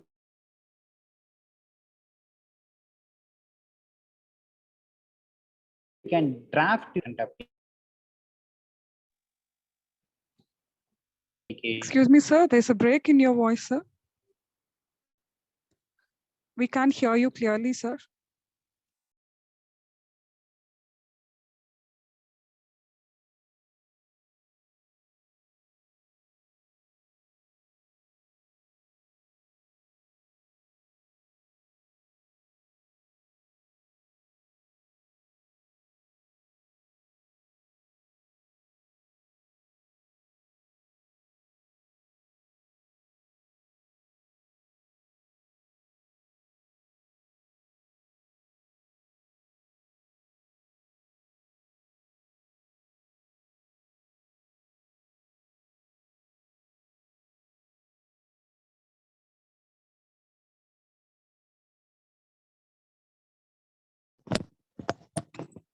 Radhika? Ma'am? Sir, Ma'am, our voice will break in the ma'am. We have informed him through messages through ma'am. Like I think Sorry for the interruption. There is some network issue. no problem, sir. Okay, we can start from here, ma'am. Okay, so now your voice is clear, so you can proceed. Yeah. Okay. So if you need to patent your invention, first of all, you need to do the patent search. So how you want to do the patent search in the patent databases available. And then you want to draft your patent application. And finally, you want to file your patent application in the patent office. So these are the steps you need to follow. Let's say how to do that. To do the patent search, there are different databases are available, ranging from, there is a database called Google Patents. So especially for patents, Google Patents. And second one is an IPR. This is a database from the European Union. You can search in this database. And third one is an INPOS. This is an Indian patent database. And finally, a patent scope. There are different databases are available, but these databases are freely available. And this is from the Google is a private one. Other three things are from the government side. So you can use this database to search for the patent documents freely. So anybody can access these databases. There is no worry. There is no need of login and all. So anybody can access this database and getting the patent information from them. I will give some tips. If you want to use Google Patents, you can use the operators like and or, how we are using in Google, and you can use the truncations like a question mark and star. What's a truncation? If you take example, I am going to have an invention like electric vehicle. In that electric, so there may be an electrical, there may be an electrical or anything. So you can put electric star.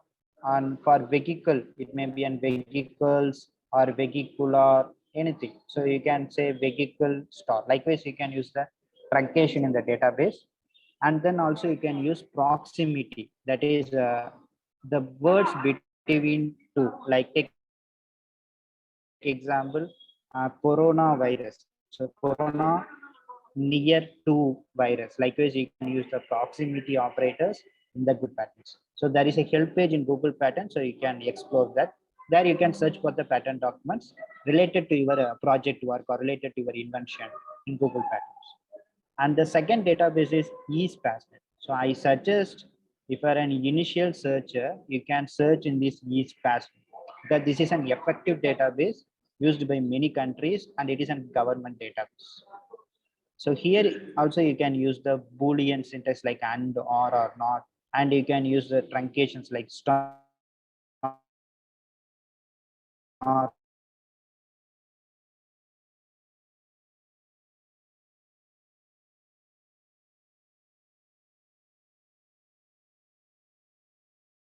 with Google Passnet website and just put your keywords. So based on that, you will get the documents related to your work. So kindly use this eSpassnet in an effective way. It's very easy to search. So anybody can use this eSpassnet. There is no worry. Now we are moving to, once you do the search, Now you come to the conclusion that your invention is not existent. Now you want to file your patent application in the patent office. In this patent application, there are two types of application out there. First one is an provisional. What's a provisional? Once we finish our degree, they give you a provisional. That's a temporary certificate.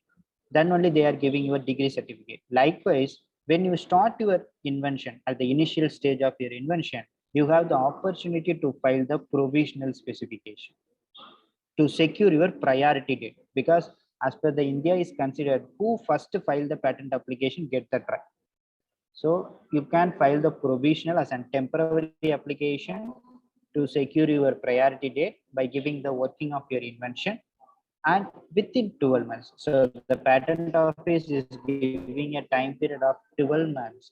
So within the 12 months, you want to complete your invention and you want to submit those application in the patent office. So these are the process you need to follow while filing your patent application. Or you can directly file your complete specification in the patent office as your wish. What the patent document consists of? It has a title, it has a technical field. So in which field your invention is. Take example, I can say my invention relates to electric. What likewise you want to say what the technical is going to be and background of invention. So what are the different types of background already existed? You can include the search, what you are doing in your eSpassnet, the document says about you want to include, and summary of your invention. So what is how your invention is going to work. And brief this, take example, if you are coming up with figures, figure 1, figure 2 and all. So the figure 1 illustrates the perspective view. The figure 2 illustrates the aerial view. Likewise, you want to give the brief description of drawing and detailed dimension, how the invention is going to work. You want to give what are the methods you are using or what are the components you are using in your invention. Give that. Then drawings. So if you have any drawings, you can give those drawings, and you want to give the claims. So what you are going to claim in your invention, that is legal bound patent document. So what are the words you are given in the claim section will only give the legal boundary to and abstract. So this is the basic structure of patent. All patent has these titles and they have those descriptions in it. Okay, once you draft your patent application, what are the next step you want to follow? You want to file your patent application. So to file your patent application, you need majorly 5 forms. First form is an application. So first form is an application where you are going to give who is an inventor and who is the owner of that patent first and what is that invention. Likewise, you want to give the general details. And form 2 is an provisional or complete. If we take example, I am want to file provisional, you can file your provisional. If you want to file complete, you can file the complete specification. And form 3 is a statement and undertaking, that you want to say, I am first filing my patent application. Likewise, you want to do the statement.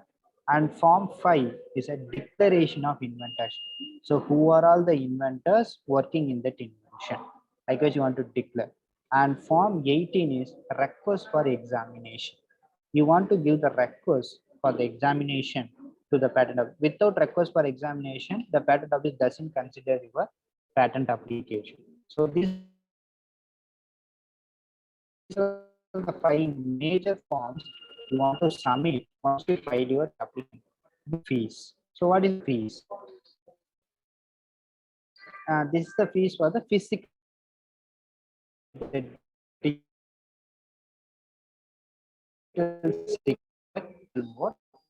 And for physical filing, the application fee is rupees 1,750. So if you file in e-file you want more, you can. And for examination is rupees 4,400. So this is the two fees you want to pay to the patent office once you file your patent application in a paper mode. So just write to your patent document and send your patent document to the patent office at Chennai. So by post, so it's a physical file. If you are involved in any professionals like patent agents, that you want to pay them, that's based on the professionals. So if you are not involving anybody, you can pay only the application fee and the examination fee. Once you file your patent application, then the process is going on, and then you want to pay the renewal fee. So that you want to pay the renewal fee for every year. Once it is granted, for up to 5 years, you want to pay rupees 880, and for 6 to 10 years, 2,650, and for 11 to 15 years, you want to pay rupees 1,300, and from 16 to 28, 1,800 every year. So if the patent is granted for you, will get lapsed. So you want to pay the renewal fee to make your patent application alive. So where are the patent offices are in India? In India, there are 4 patent offices: the Kolkata, Delhi, Mumbai, and Chennai. So these are the 4 patent offices are in India. As we are from the south, patent application in Chennai patent office. It is at Gindi Industrial Estate. And if you want to file in the e-filing mode, you can visit this gov.in. There you can file your patent application in the e-filing mode. Okay, once I file my patent application in India, what is the process the patent office will take? First of all, first you are going to file your provisional, then you are going to file your complete specification. So that is within 12 months. So I start, first you are going to make complete specification. Then I have the option to withdraw my application. That is within 18 months. Then it is after 18 months from your published in quick public can pay the extra fee. So it is the fee, and it is published within 1 month of filing. If I am filing today and submit the yearly publication, get the publication in the next month. Normally, if you are the date of filing and you want to request for examination, then the patent examiner in the patent office, they will examine your patent application. Examination means they only see that your invention is already existed in the database or not. It doesn't see your prototype. It doesn't see anything. They only see your invention is already existed in any country or not through the databases.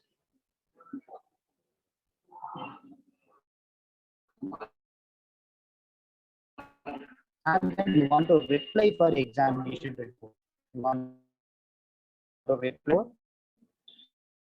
Once the reply is done, within they give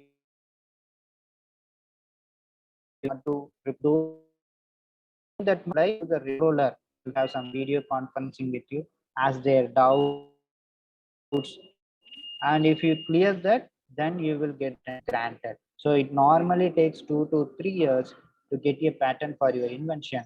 As the expedited examination is there, you can get the patent within 1 year. So this is a patent certificate you get once you file your patent application. So it bears the patent number and who are all the inventors or applicant and what is the title of the invention and how long they can use those inventions. So these are all the details that is in the patent certificate. So once you get the patent certificate, now it's yours. So you can sell it to others or you can license to others. You have many options to commercialize your patent to others. So far the patent is done. Any doubts for these patents?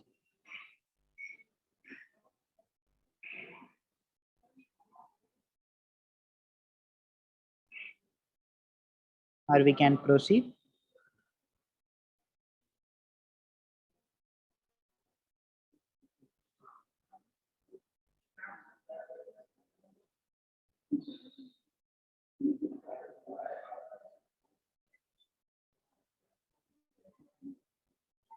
Shall we proceed, ma'am?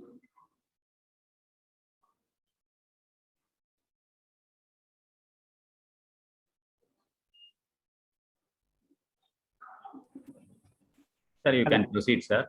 Yes, ma'am.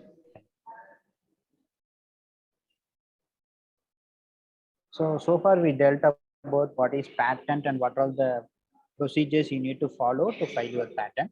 Now we are moving to the second one, that is an design. Normally we call this design as an industrial designs. So you want to apply your design for the industrial product. So once you apply the design to your product only, you can get the industrial design protection, and which makes your product look different from the other articles. So based on your design only, I can come to know, okay, this product is different from that.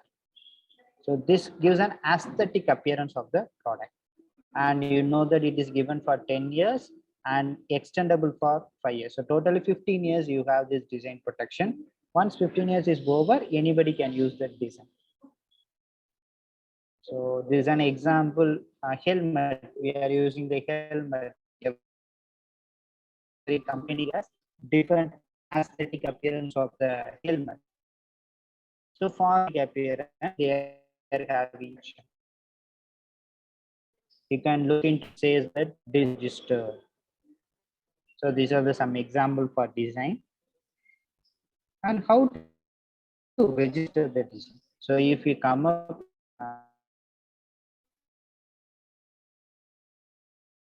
design, first you want to file your application in the, that we patent and design all are same office only. You can file in the design office at Chennai. So they can transmit your design to the Kolkata office. Then they will do the examination. So they will check your design and they will check the classification of this. What's a classification? In which product you are going to use the design. So they have some classification with them. So they will classification of design, they will examine. Once the examination is done, they will give the objection. That if there is any objection with them, they will give the objection, and you want to correct those defects and you want to resubmit your application within 6 months. Once it is done, they will publish or notify in the journal, and they will issue a design registration certificate to you. And this is a certificate which bearing the number, design number, and who is the designer and how long they can use it. Once you get this design registration, you have the option to license it or you have the option to make your product. This is the advantage of design. So if you come up with any new design of the aesthetic appearance or anything,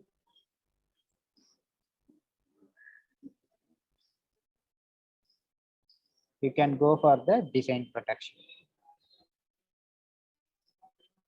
For design, you want there are the same office, patent offices, Delhi, Kolkata, Chennai, and Mumbai, or you can file your design in the ipindia.gov.in.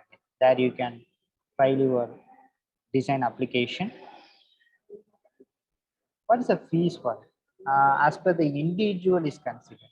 So if I am an individual as a student, I want to file design, the application fee is ₹1,000. And as the organization like academic institution, they want to pay ₹4,000 to file. If you involve any professionals, then you want to pay for the professionals. So far we built about design and its process. Now we are moving to copyright. So you know that copyright is given for the authors. As a creator, I can protect my original work of authorship using copyright. If I take example, a literary work, if I write a book, I have the copyright protection up to my lifetime and plus 60 years after their death.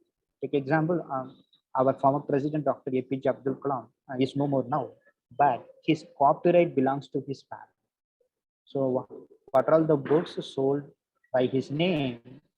the royalty of that book will be paid to the family. So that's the power of copyright. So you can enjoy the copyright up to your lifetime, then 60 years after your death. For other things, it's a 60 years from date of publication, like a film and all. If you publish today, that that company, production company, they have the right up to 60 years from date of publication. So we know that Harry Potter is there, and this film is based on a novel written by J.K. Rowling. So how the J.K. Rowling will earn money out of it? So the J.K. Rowling write a Harry Potter book in the 8 series of books.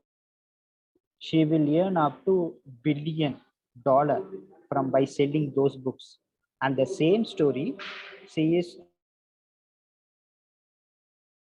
giving to the Warner Bros. To take effected into a book and also convert it into a film. In that way, she will earn more money. Likewise, if you are writing any book, if it is converted to any movie and all, you will get lot of money out of it. And you are all seeing this logo in the books, all rights reserved. What is that all rights reserved? So no part of that book or no part of that information will be replicated without the permission of the author. That's a thing they want to say in this logo. You know that copyright is not mandatory, and there is no need of registering copyright, but getting the copyright certificate is an prima facie evidence. So you need some evidence to prove that that work is yours. So for that you can get the copyright certificate. There is no need of getting copyright certificate for all. For something, it's very critical. Like if you are writing a book, it's a one work for you. Then you no need to, then you can go for copyright protection in the copyright office. If you are come up with some presentations, that is also a copyrighted work. You can put C in your presentations. So there is no need to register. So likewise, you want to have a strategy for what can be go for copyright registration, what is not.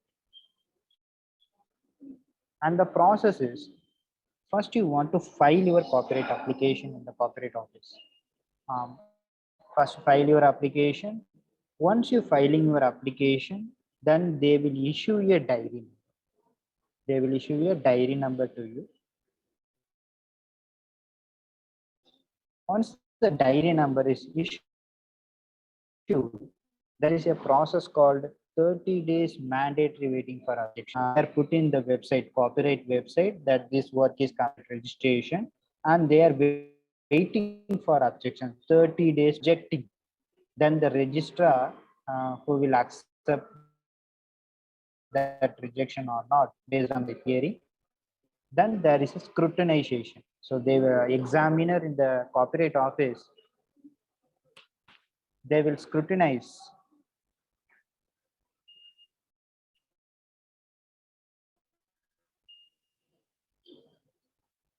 your copyright application. Then they will issue a discrepancy letter. Once the discrepancy letter is issued to you, you want to reply within 45 days of receipt. Once you reply for that, there is a hearing by registrar. So the registrar already heard that is out, and they will. So this is the process followed by the copyright office. It takes something about to get the copyright certificate for your work. This is the followed takes work. Is the PPT is clear, ma'am? Yes, sir. Yes, sir. Yeah. So to get the copyright certificate, you want to file your copyright application in the copyright office at Delhi, or you can file the e-filing. You can file in the website copyright.gov.in. There you can file your copyright application. So what is the fee? Registration procedure, you want to fill the application form that is available in the copyright website. That is Form 40. Include the statement of particulars and statement of further. What is a statement? You want to give what is that work and which language that work is done and who is the author and how many copies you are going to do. Likewise, you want to give the details. And you want to file the separate application for every work. If you are going to file your work in different mode, you want to file the separate application for it. And each application should be signed by the applicant who are the author. They want to sign those application with the request fee to the Registrar of Copyrights through e-payment. You can file in the e-payment mode. What is the fees for it? It's very low and compared to the patent. If you are writing a book, you want to pay rupees 500 to get the copyright certificate for literary or drama or music or artistic work. And for sound recording, it is rupees 2000. And for cinematograph film, there's a videos and all. You want to pay rupees 5000 to get the copyright certificate for your work. It's very less. This is a copyright certificate which bearing who is the author and which language it is done and what type of work is that, whether it is a literary work, because in India the software can be copyrighted. So you want to give the object code, source code of your software so that you can get the copyright for your software. So what type of work is that? Literary work or artistic work or cinematographic film, likewise they are having. So these are the details which is in the copyright certificate. Now we are moving to the next one, that is a trademark. Trademark, you know that it's a mark which distinguish your company from others. And it is given for 10 years and it can be extendable for every 10 years. So every 10 years you can extend this. These are the some logos you are seeing when you are putting a fuel. So what's the process for registration? So first you want to file the form TMA in the trademark office. It is available in the website. You can download and you want to fill those details. What is the details you want to fill is what type of mark is that and who is the owner of that company and what are the services you are going to do. Likewise, you want to give those details. Once you file your application, the trademark office will examine your application and they will see that your logo is already existed or not, or that name is already existed or not in that goods and services. And they will publish in the trademark journal for opposition if anybody is opposing or not. If there is no opposition or there is any opposition, the registrar will reject or not. Once it is done, then registration will be approved by the trademark office and they will give the trademark certificate for your company name. And it takes up to 12 months. So within 12 months, you will get the trademark certificate for your logo. So this is the trademark certificate which bearing the logo of your company and proprietor of the logo. Likewise, it has the details. So this is all about the trademark. So if I trademark, any doubts now?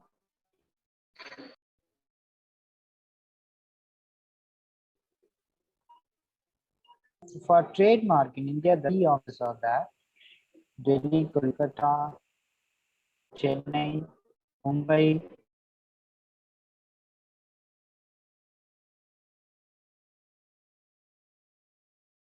And India.in. What's the trademark fees? You want to pay of rupees 5000 as a physical file. If you want to pay in the e-file mode, you will get 10% discount. That is 4500. If you are involving any professionals like trademark agent and all, then you want to pay the fee for that. So this is the fee to get. So if I am a student, I want copies to get the protection for the name of your company and service what you are going to do. Now we are moving to geographical indication.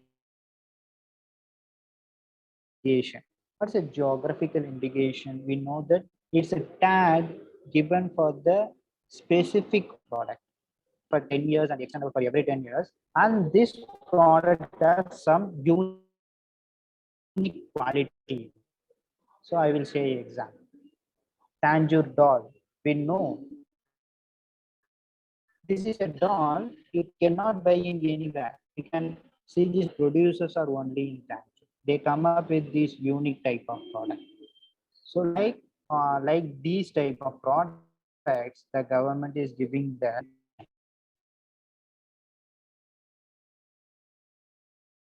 in Tamil we are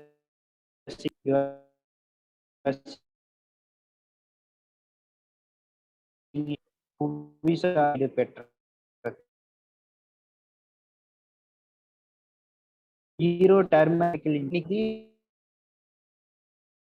this type of products, the geographical indication.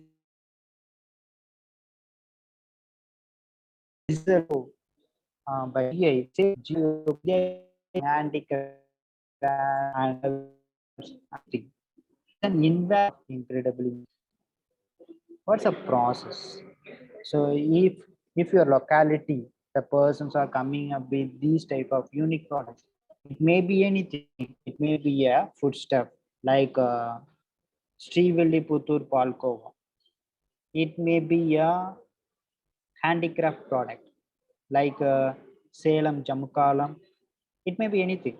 So if your locality, they are having with these unique type of products, you can ask them to go and file the geographical indication. For that, they need to file a application GI 1A with the statement of case, that is uniqueness of what is a unique of that product and history proof. So how long that product is used by them and map of the region. So in which region that product is manufactured or processed or produced, likewise they want to give the map of the region and details of producers. As per the geographical indication is considered, it is not given for the single person, it is given for the collective persons. So who are all the producers producing those products will get this GA. And as per the examination, once it is done, the GA office, they will do the examination, they will check the application details, who is the producer and what is the work, and they will classify the GA product based on whether it is a natural product like Madura Malli, it's a natural product, or it is a handicraft product like Sungadi Chelai. Likewise, they will do the classification of the GA product.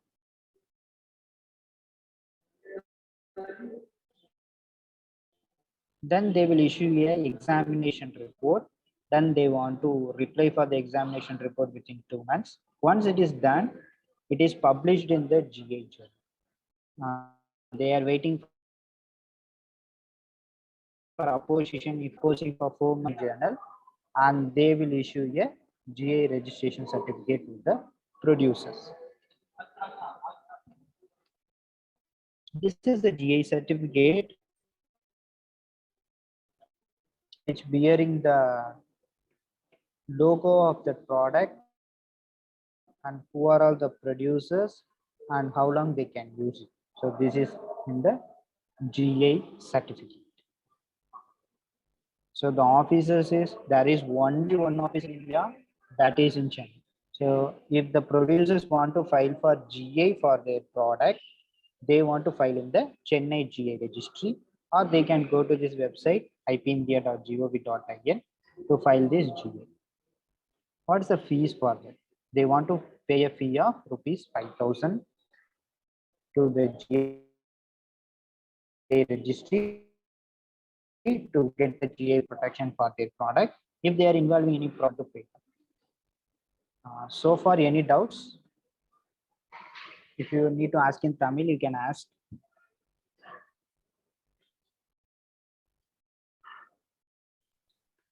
Dear participants, if you have any doubts, you can unmute yourself and ask the resource person. Or else let us proceed with the session. You can ask the questions in Tamil too, Ma. If somebody is raising their hand, kindly ask your question, unmute.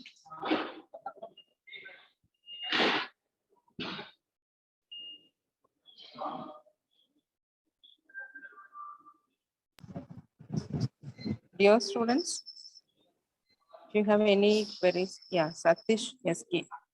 You can unmute yourself and you can ask. தமிழ்லையும் நீங்க கேட்கலாம்.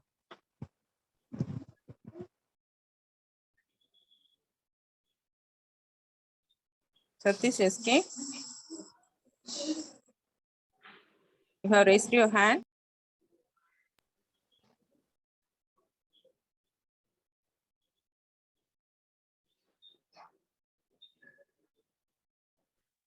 So let us Okay, let us proceed. proceed with the session, sir. If any. Yeah.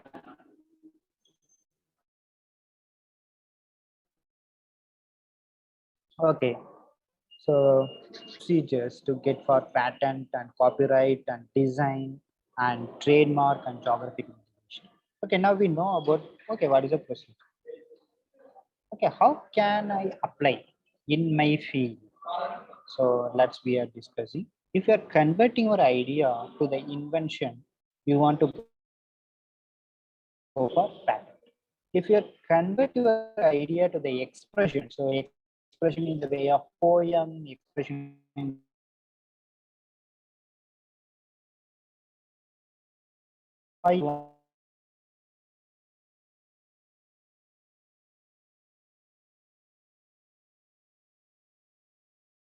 way of, you want to go for convert your idea to trade. All the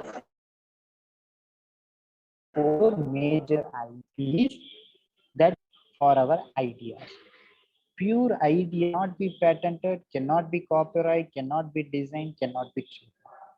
You want to convert those ideas into any type, like an invention, like an expression, like an appearance, like an identity. You want to convert.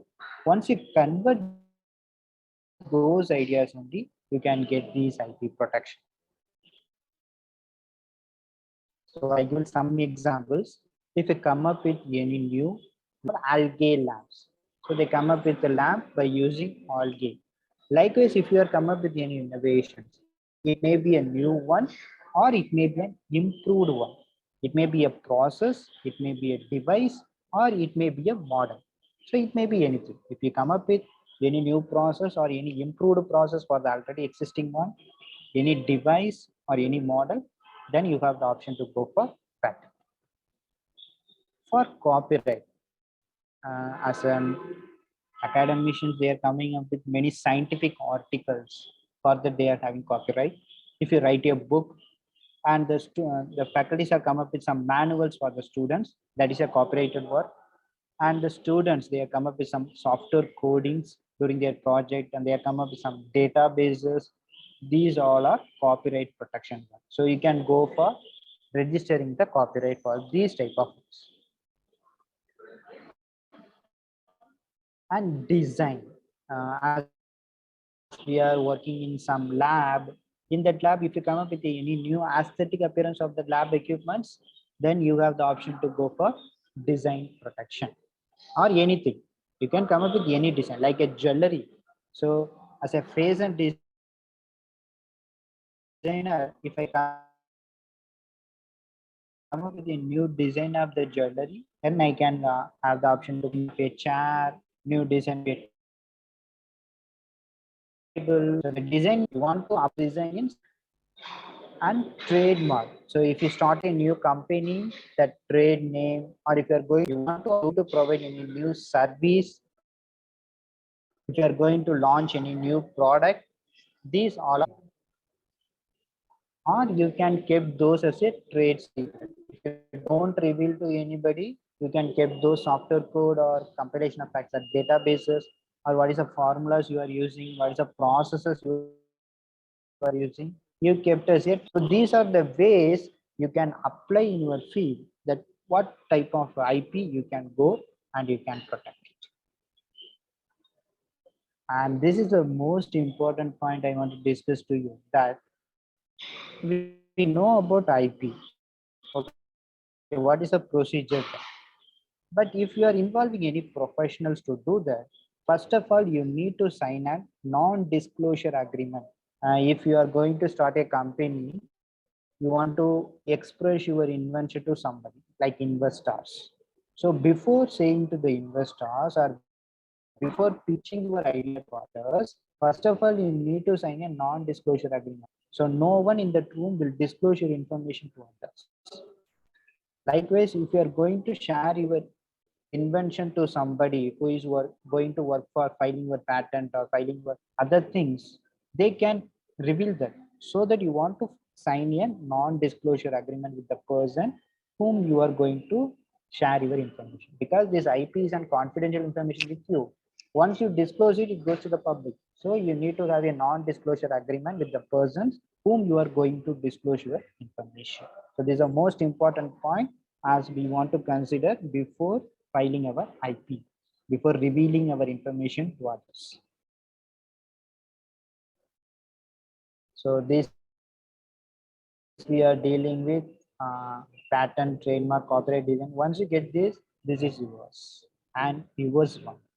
Nobody can steal it. If anybody can do, then you can get the royalty from it.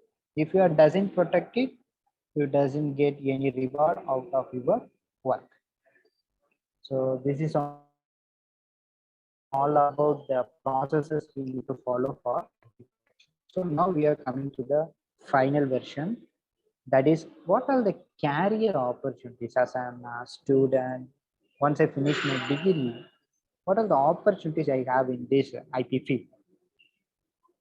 First, I start with the science streams. For science stream, you have a government job here that is termed as an patent examiner. So who is a patent examiner? So he is a person or he is a person well versed in that field. If I take example, I am filing my patent application in biotechnology. So then there is a patent examiner in the patent office who is well versed in biotechnology to analyze my patent document. So that person is termed as a patent examiner.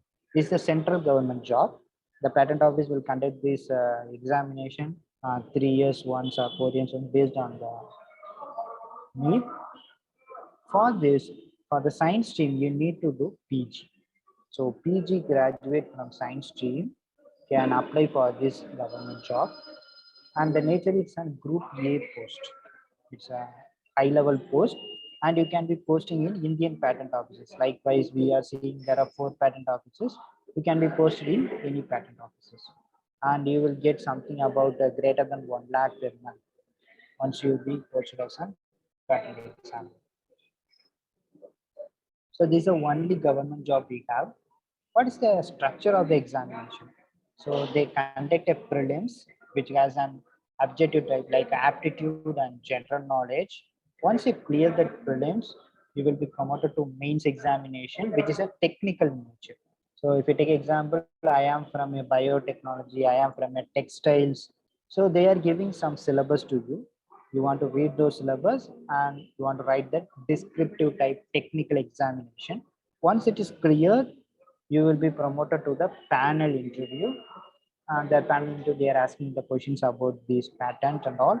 Once you clear that, you will be posted as a patent examiner in the patent office. This is the only posting you can get from the government side. But when you're seeing the private side, there are many opportunities are there. You can start your career as an analyst. So you can start your career as a patent analyst. You can be a patent drafter. So the person who is drafting the patent application. And you can be a patent agent. And you have the option to work in R&D IP Council. What's an R&D IP Council? You know that every company, they have an R&D center with them. In that R&D center, there is a different team called IP Council. So they are giving the suggestion to the inventors who is doing research and development in a company or any academic institution. So if you know about IP, you can work in the R&D. So these are all the options you have in the private side. So what's a patent analyst? What is the nature of one? So as a patent analyst, they will read the invention disclosure by the, if I am an inventor, I want to file patent for my, so if you are going to approach some company or somebody, the analyst will do, first they will read your invention and they will understand your invention. And based on that, they will do the search in the patent databases. We are seeing some free databases, but there are a lot of paid databases out there. So the patent analyst will do the search in those paid databases and these databases, and they will give the report to you, so that your invention is eligible for patent or not, or it needs some improvement or not. Like this, they are giving the report. So this is the work of patent analyst.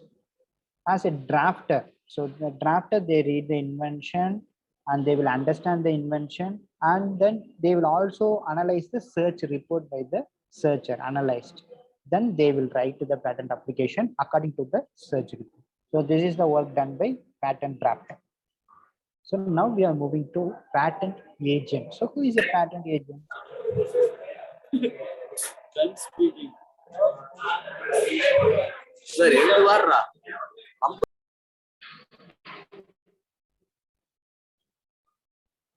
We are now moving to patent agent. So you can become a patent agent as you are from a, once you finish your science undergraduate degree, the patent office will conduct an examination called patent agent. You can write that examination and you can become a patent agent. What's the benefit?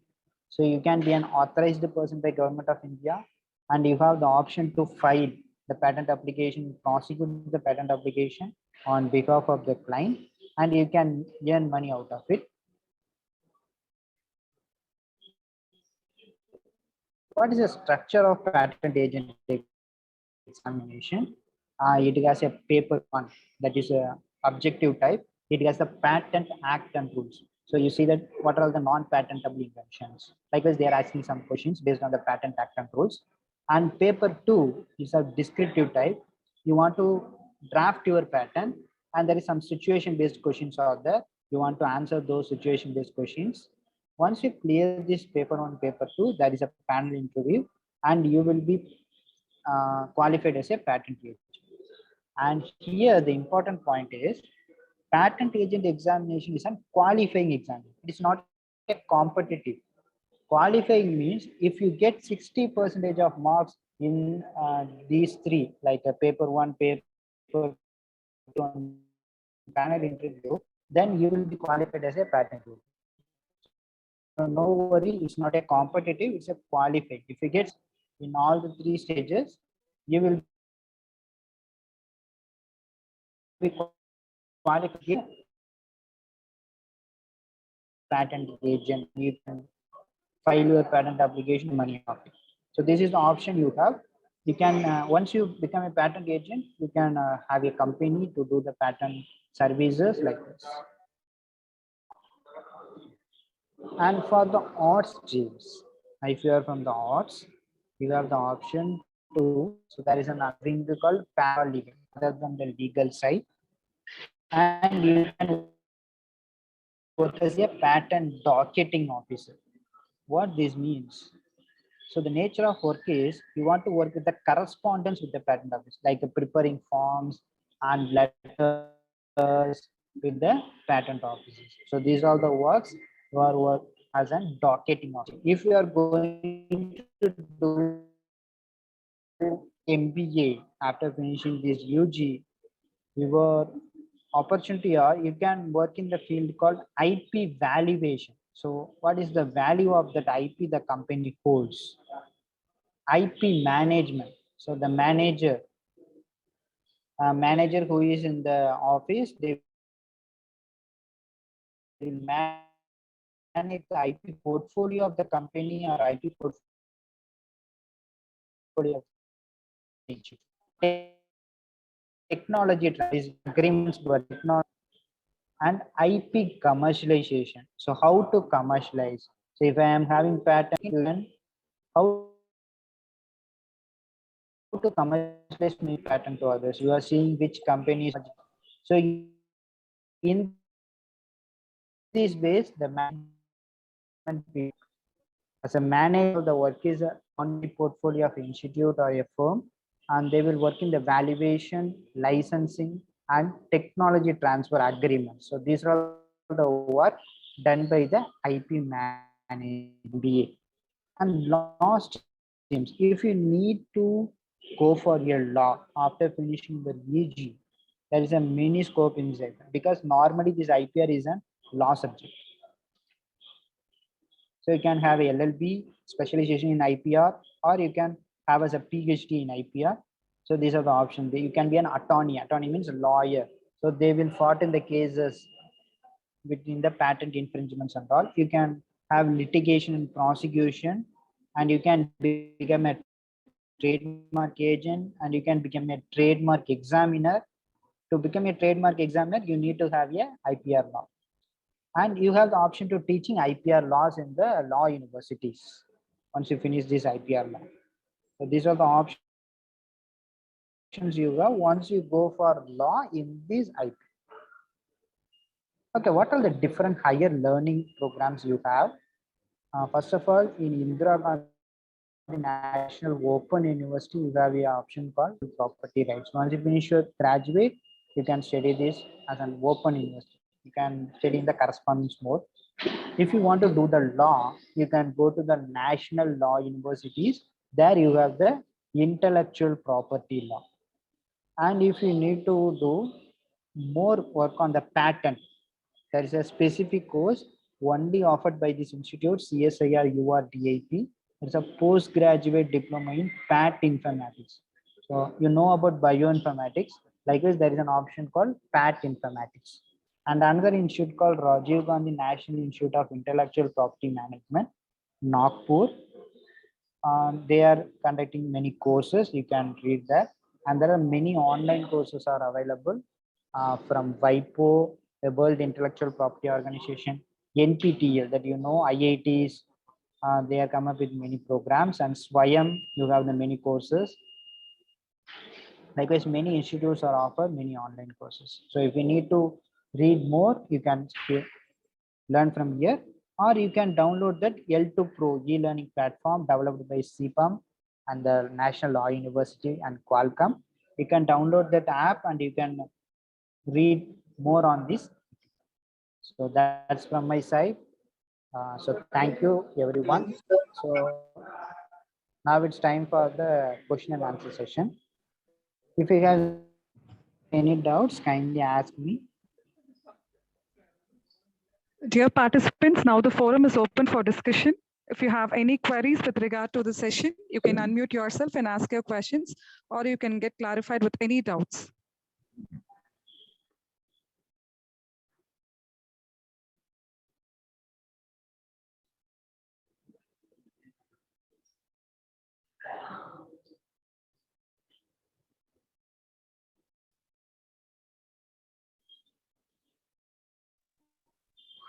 I wish to remind that the forum is open for discussion. Dear participants, you can unmute yourself if you have any queries and you can ask your doubts. Or you can put in the chat box. You can post your questions in the chat box too.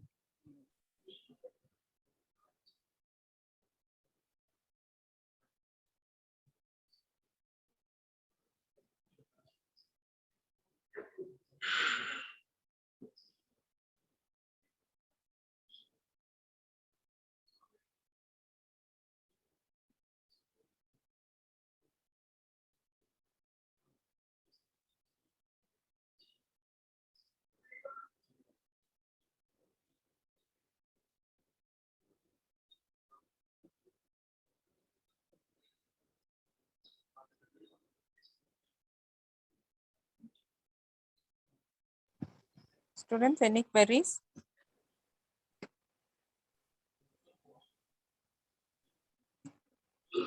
Sir, I'm having a question, sir. Yes, ma'am. Only we are getting some affiliations from some institutions or the affiliations bodies, right, sir? So after getting that, shall we use that logos in our certifications or in that?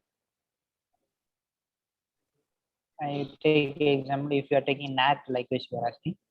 Yes, sir. அது வந்து நாங்க ஒரு certificate print பண்றப்போ shall we use the certificate of NAC? I mean logo of NAC. No, you cannot use the NAC. Oh, okay, sir. Okay, sir. Because they are giving only the affiliation to this. So you cannot use their logos in your promotion. Okay, sir. Because you can in some say certificate, I'm seeing that you can say as a word. You can say as a word below your institute that we are the A grade in NAC ranking.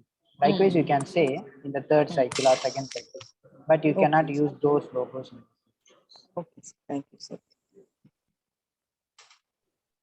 Sir, is the one more question, sir, I'm having is the Creative Commons is giving any relationship with this copyrights and also Okay. Yeah, Creative Commons is what says different from copyright, but it's like a general public license. If you take example, I am writing a book and I say that no part of this book is replicated without the permission of the author, that is given by the copyright. But in Creative Commons, there are different types of slabs out there. They say that you can use this work and you want to give the credit to that work, and you can use this for the commercial purpose. Likewise, it's in the Creative Commons. So it's take example, if you take a traffic light, red is a copyright, and the other things like yellow and green, that's a Creative Commons. It has some relaxation in using those work. And in copyright, there is another option called fair use of copyright. So if you are using the other material for the education purpose, then it is not treated as an infringing work. If you are selling those work for benefit of the profit, then only it is treated as an infringement. Okay, sir. Thank you, sir.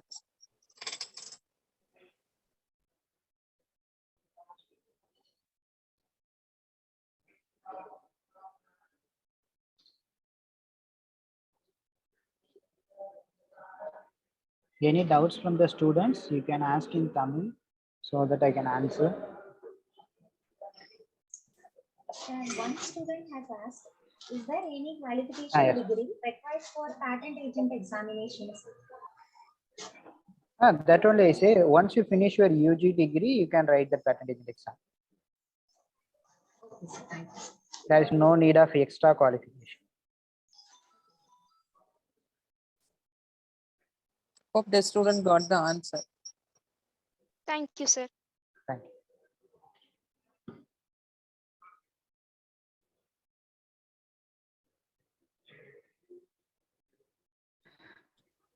you. Dear participants, if no further queries or questions, let's move to the end of the session. Thank you so much, sir, for answering the questions and for providing us valuable information on IPR and enlightening in the thrust areas regarding to IPR, its significance level for the academic institutions with more interesting examples and step-by-step procedures and further highlighting on career opportunities. Thank you once again, sir. It was really a wonderful session. And now it's time for the feedback session.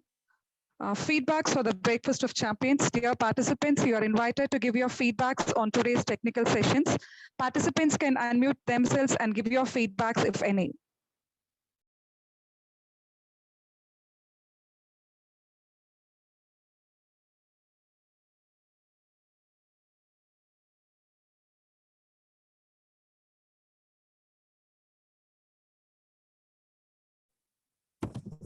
Good afternoon, sir.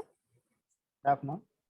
Myself, Tangam, from Department of Business Administration. I'm a faculty.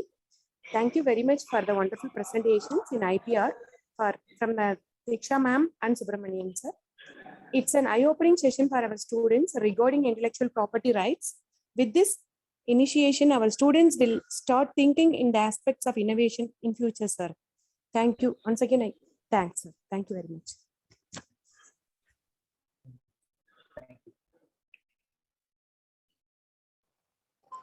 Sir, Gayatri, sir, it's a wonderful session. It's a very, very valuable session, very informative session also. Thanks a lot, sir, for your guidance and support.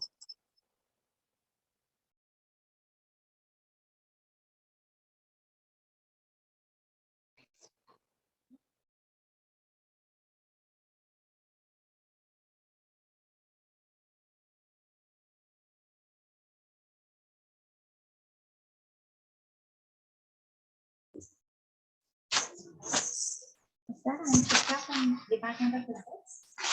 Both your sessions explored from pattern searching tools to final documents requirement.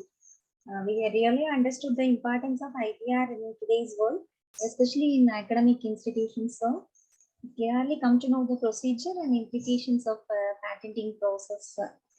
Also, your session helped the students to get awareness on career possibilities. So, thank you so much, sir.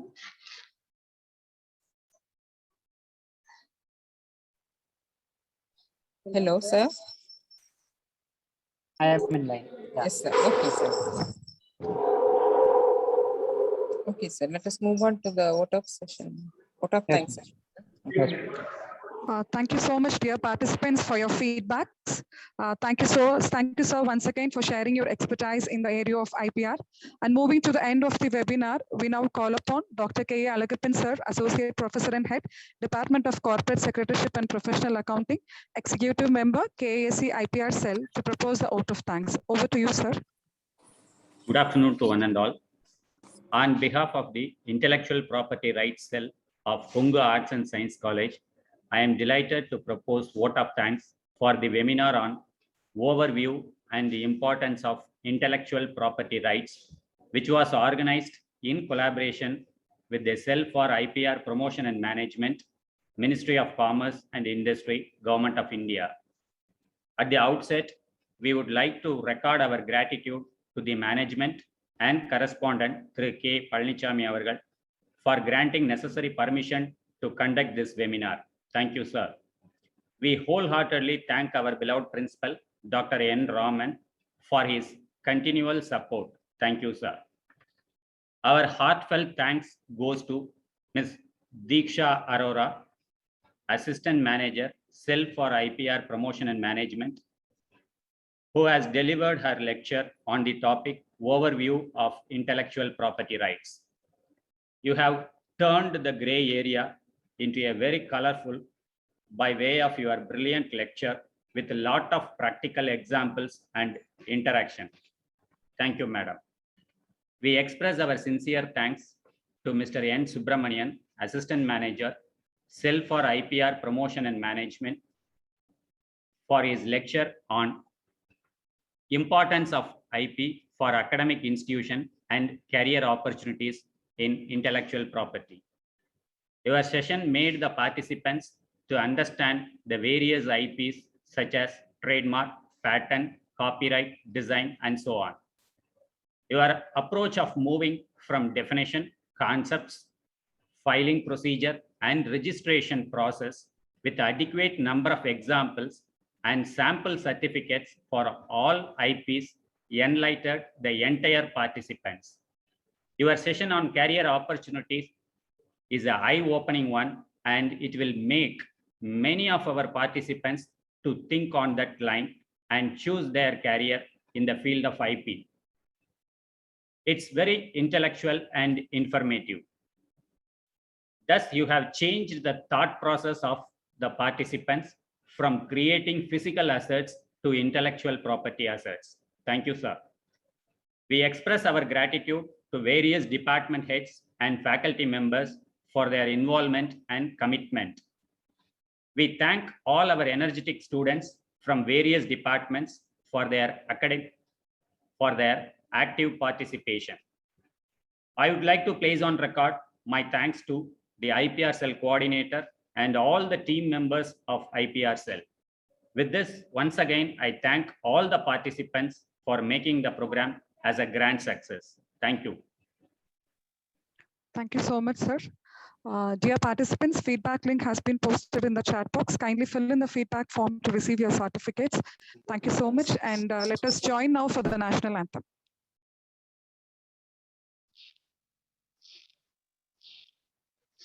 जनहन मन अधिनायक जय हे भारत भाग्य विधाता पंजाब सिंध गुजरात मराठा द्राविड उत्कल बंगा विंध्य हिमाचल यमुना गंगा उत्कल जलति तरंगा तब शुभ नामे जाहे दब शुभाशिष मागे काहे दब जय गाता जनहन मंगलदायक जय हे भारत वाक्य विधाता जय हे जय हे जय हे जय जय जय जय हे. Thank you all once again for entering your support and cooperation towards today's webinar on intellectual property rights. By wishing you all joy, success, and happiness in all your future endeavors, we thank you all once again. So I officially end the meeting. Thank you all. Thank you, ma'am. Thank you, sir.